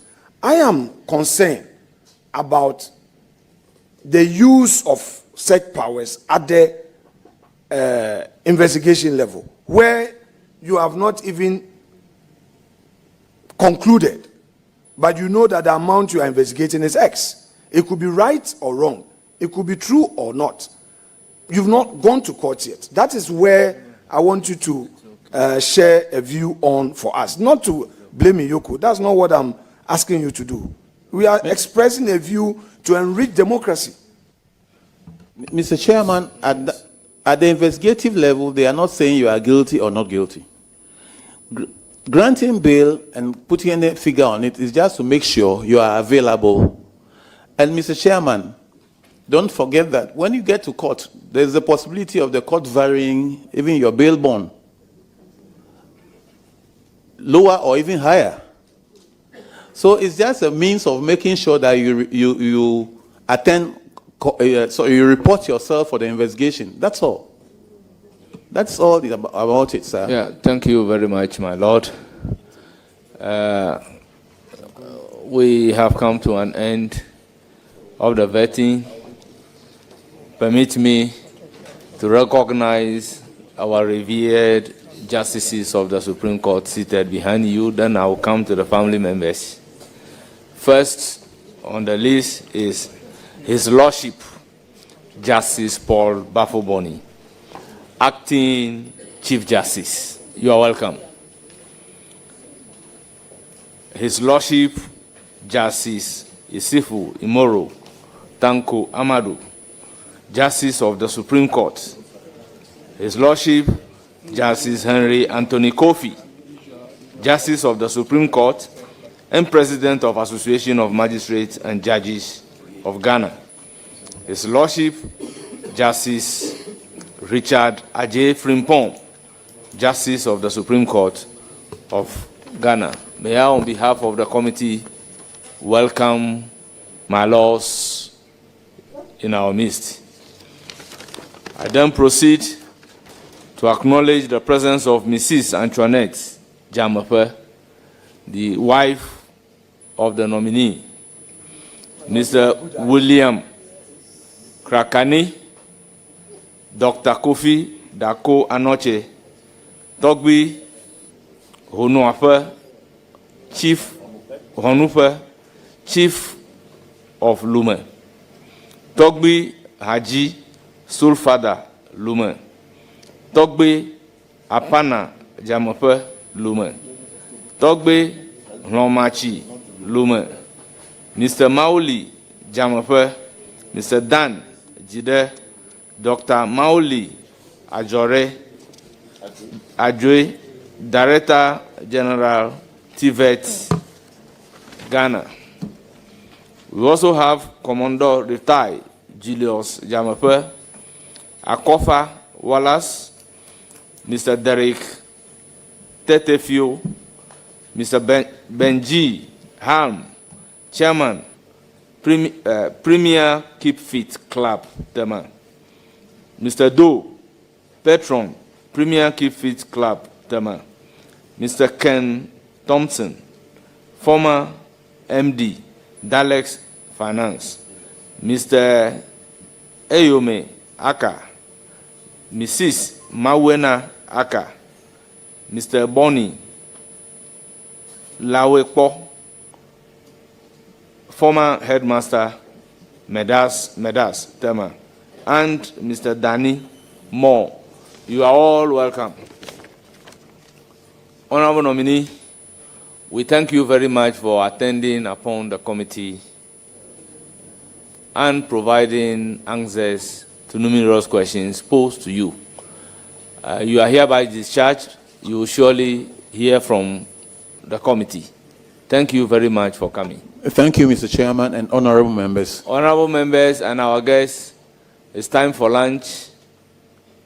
You are invited to join us, take lunch together. We are resuming exactly at 3 o'clock to take the next nominee. Thank you very much.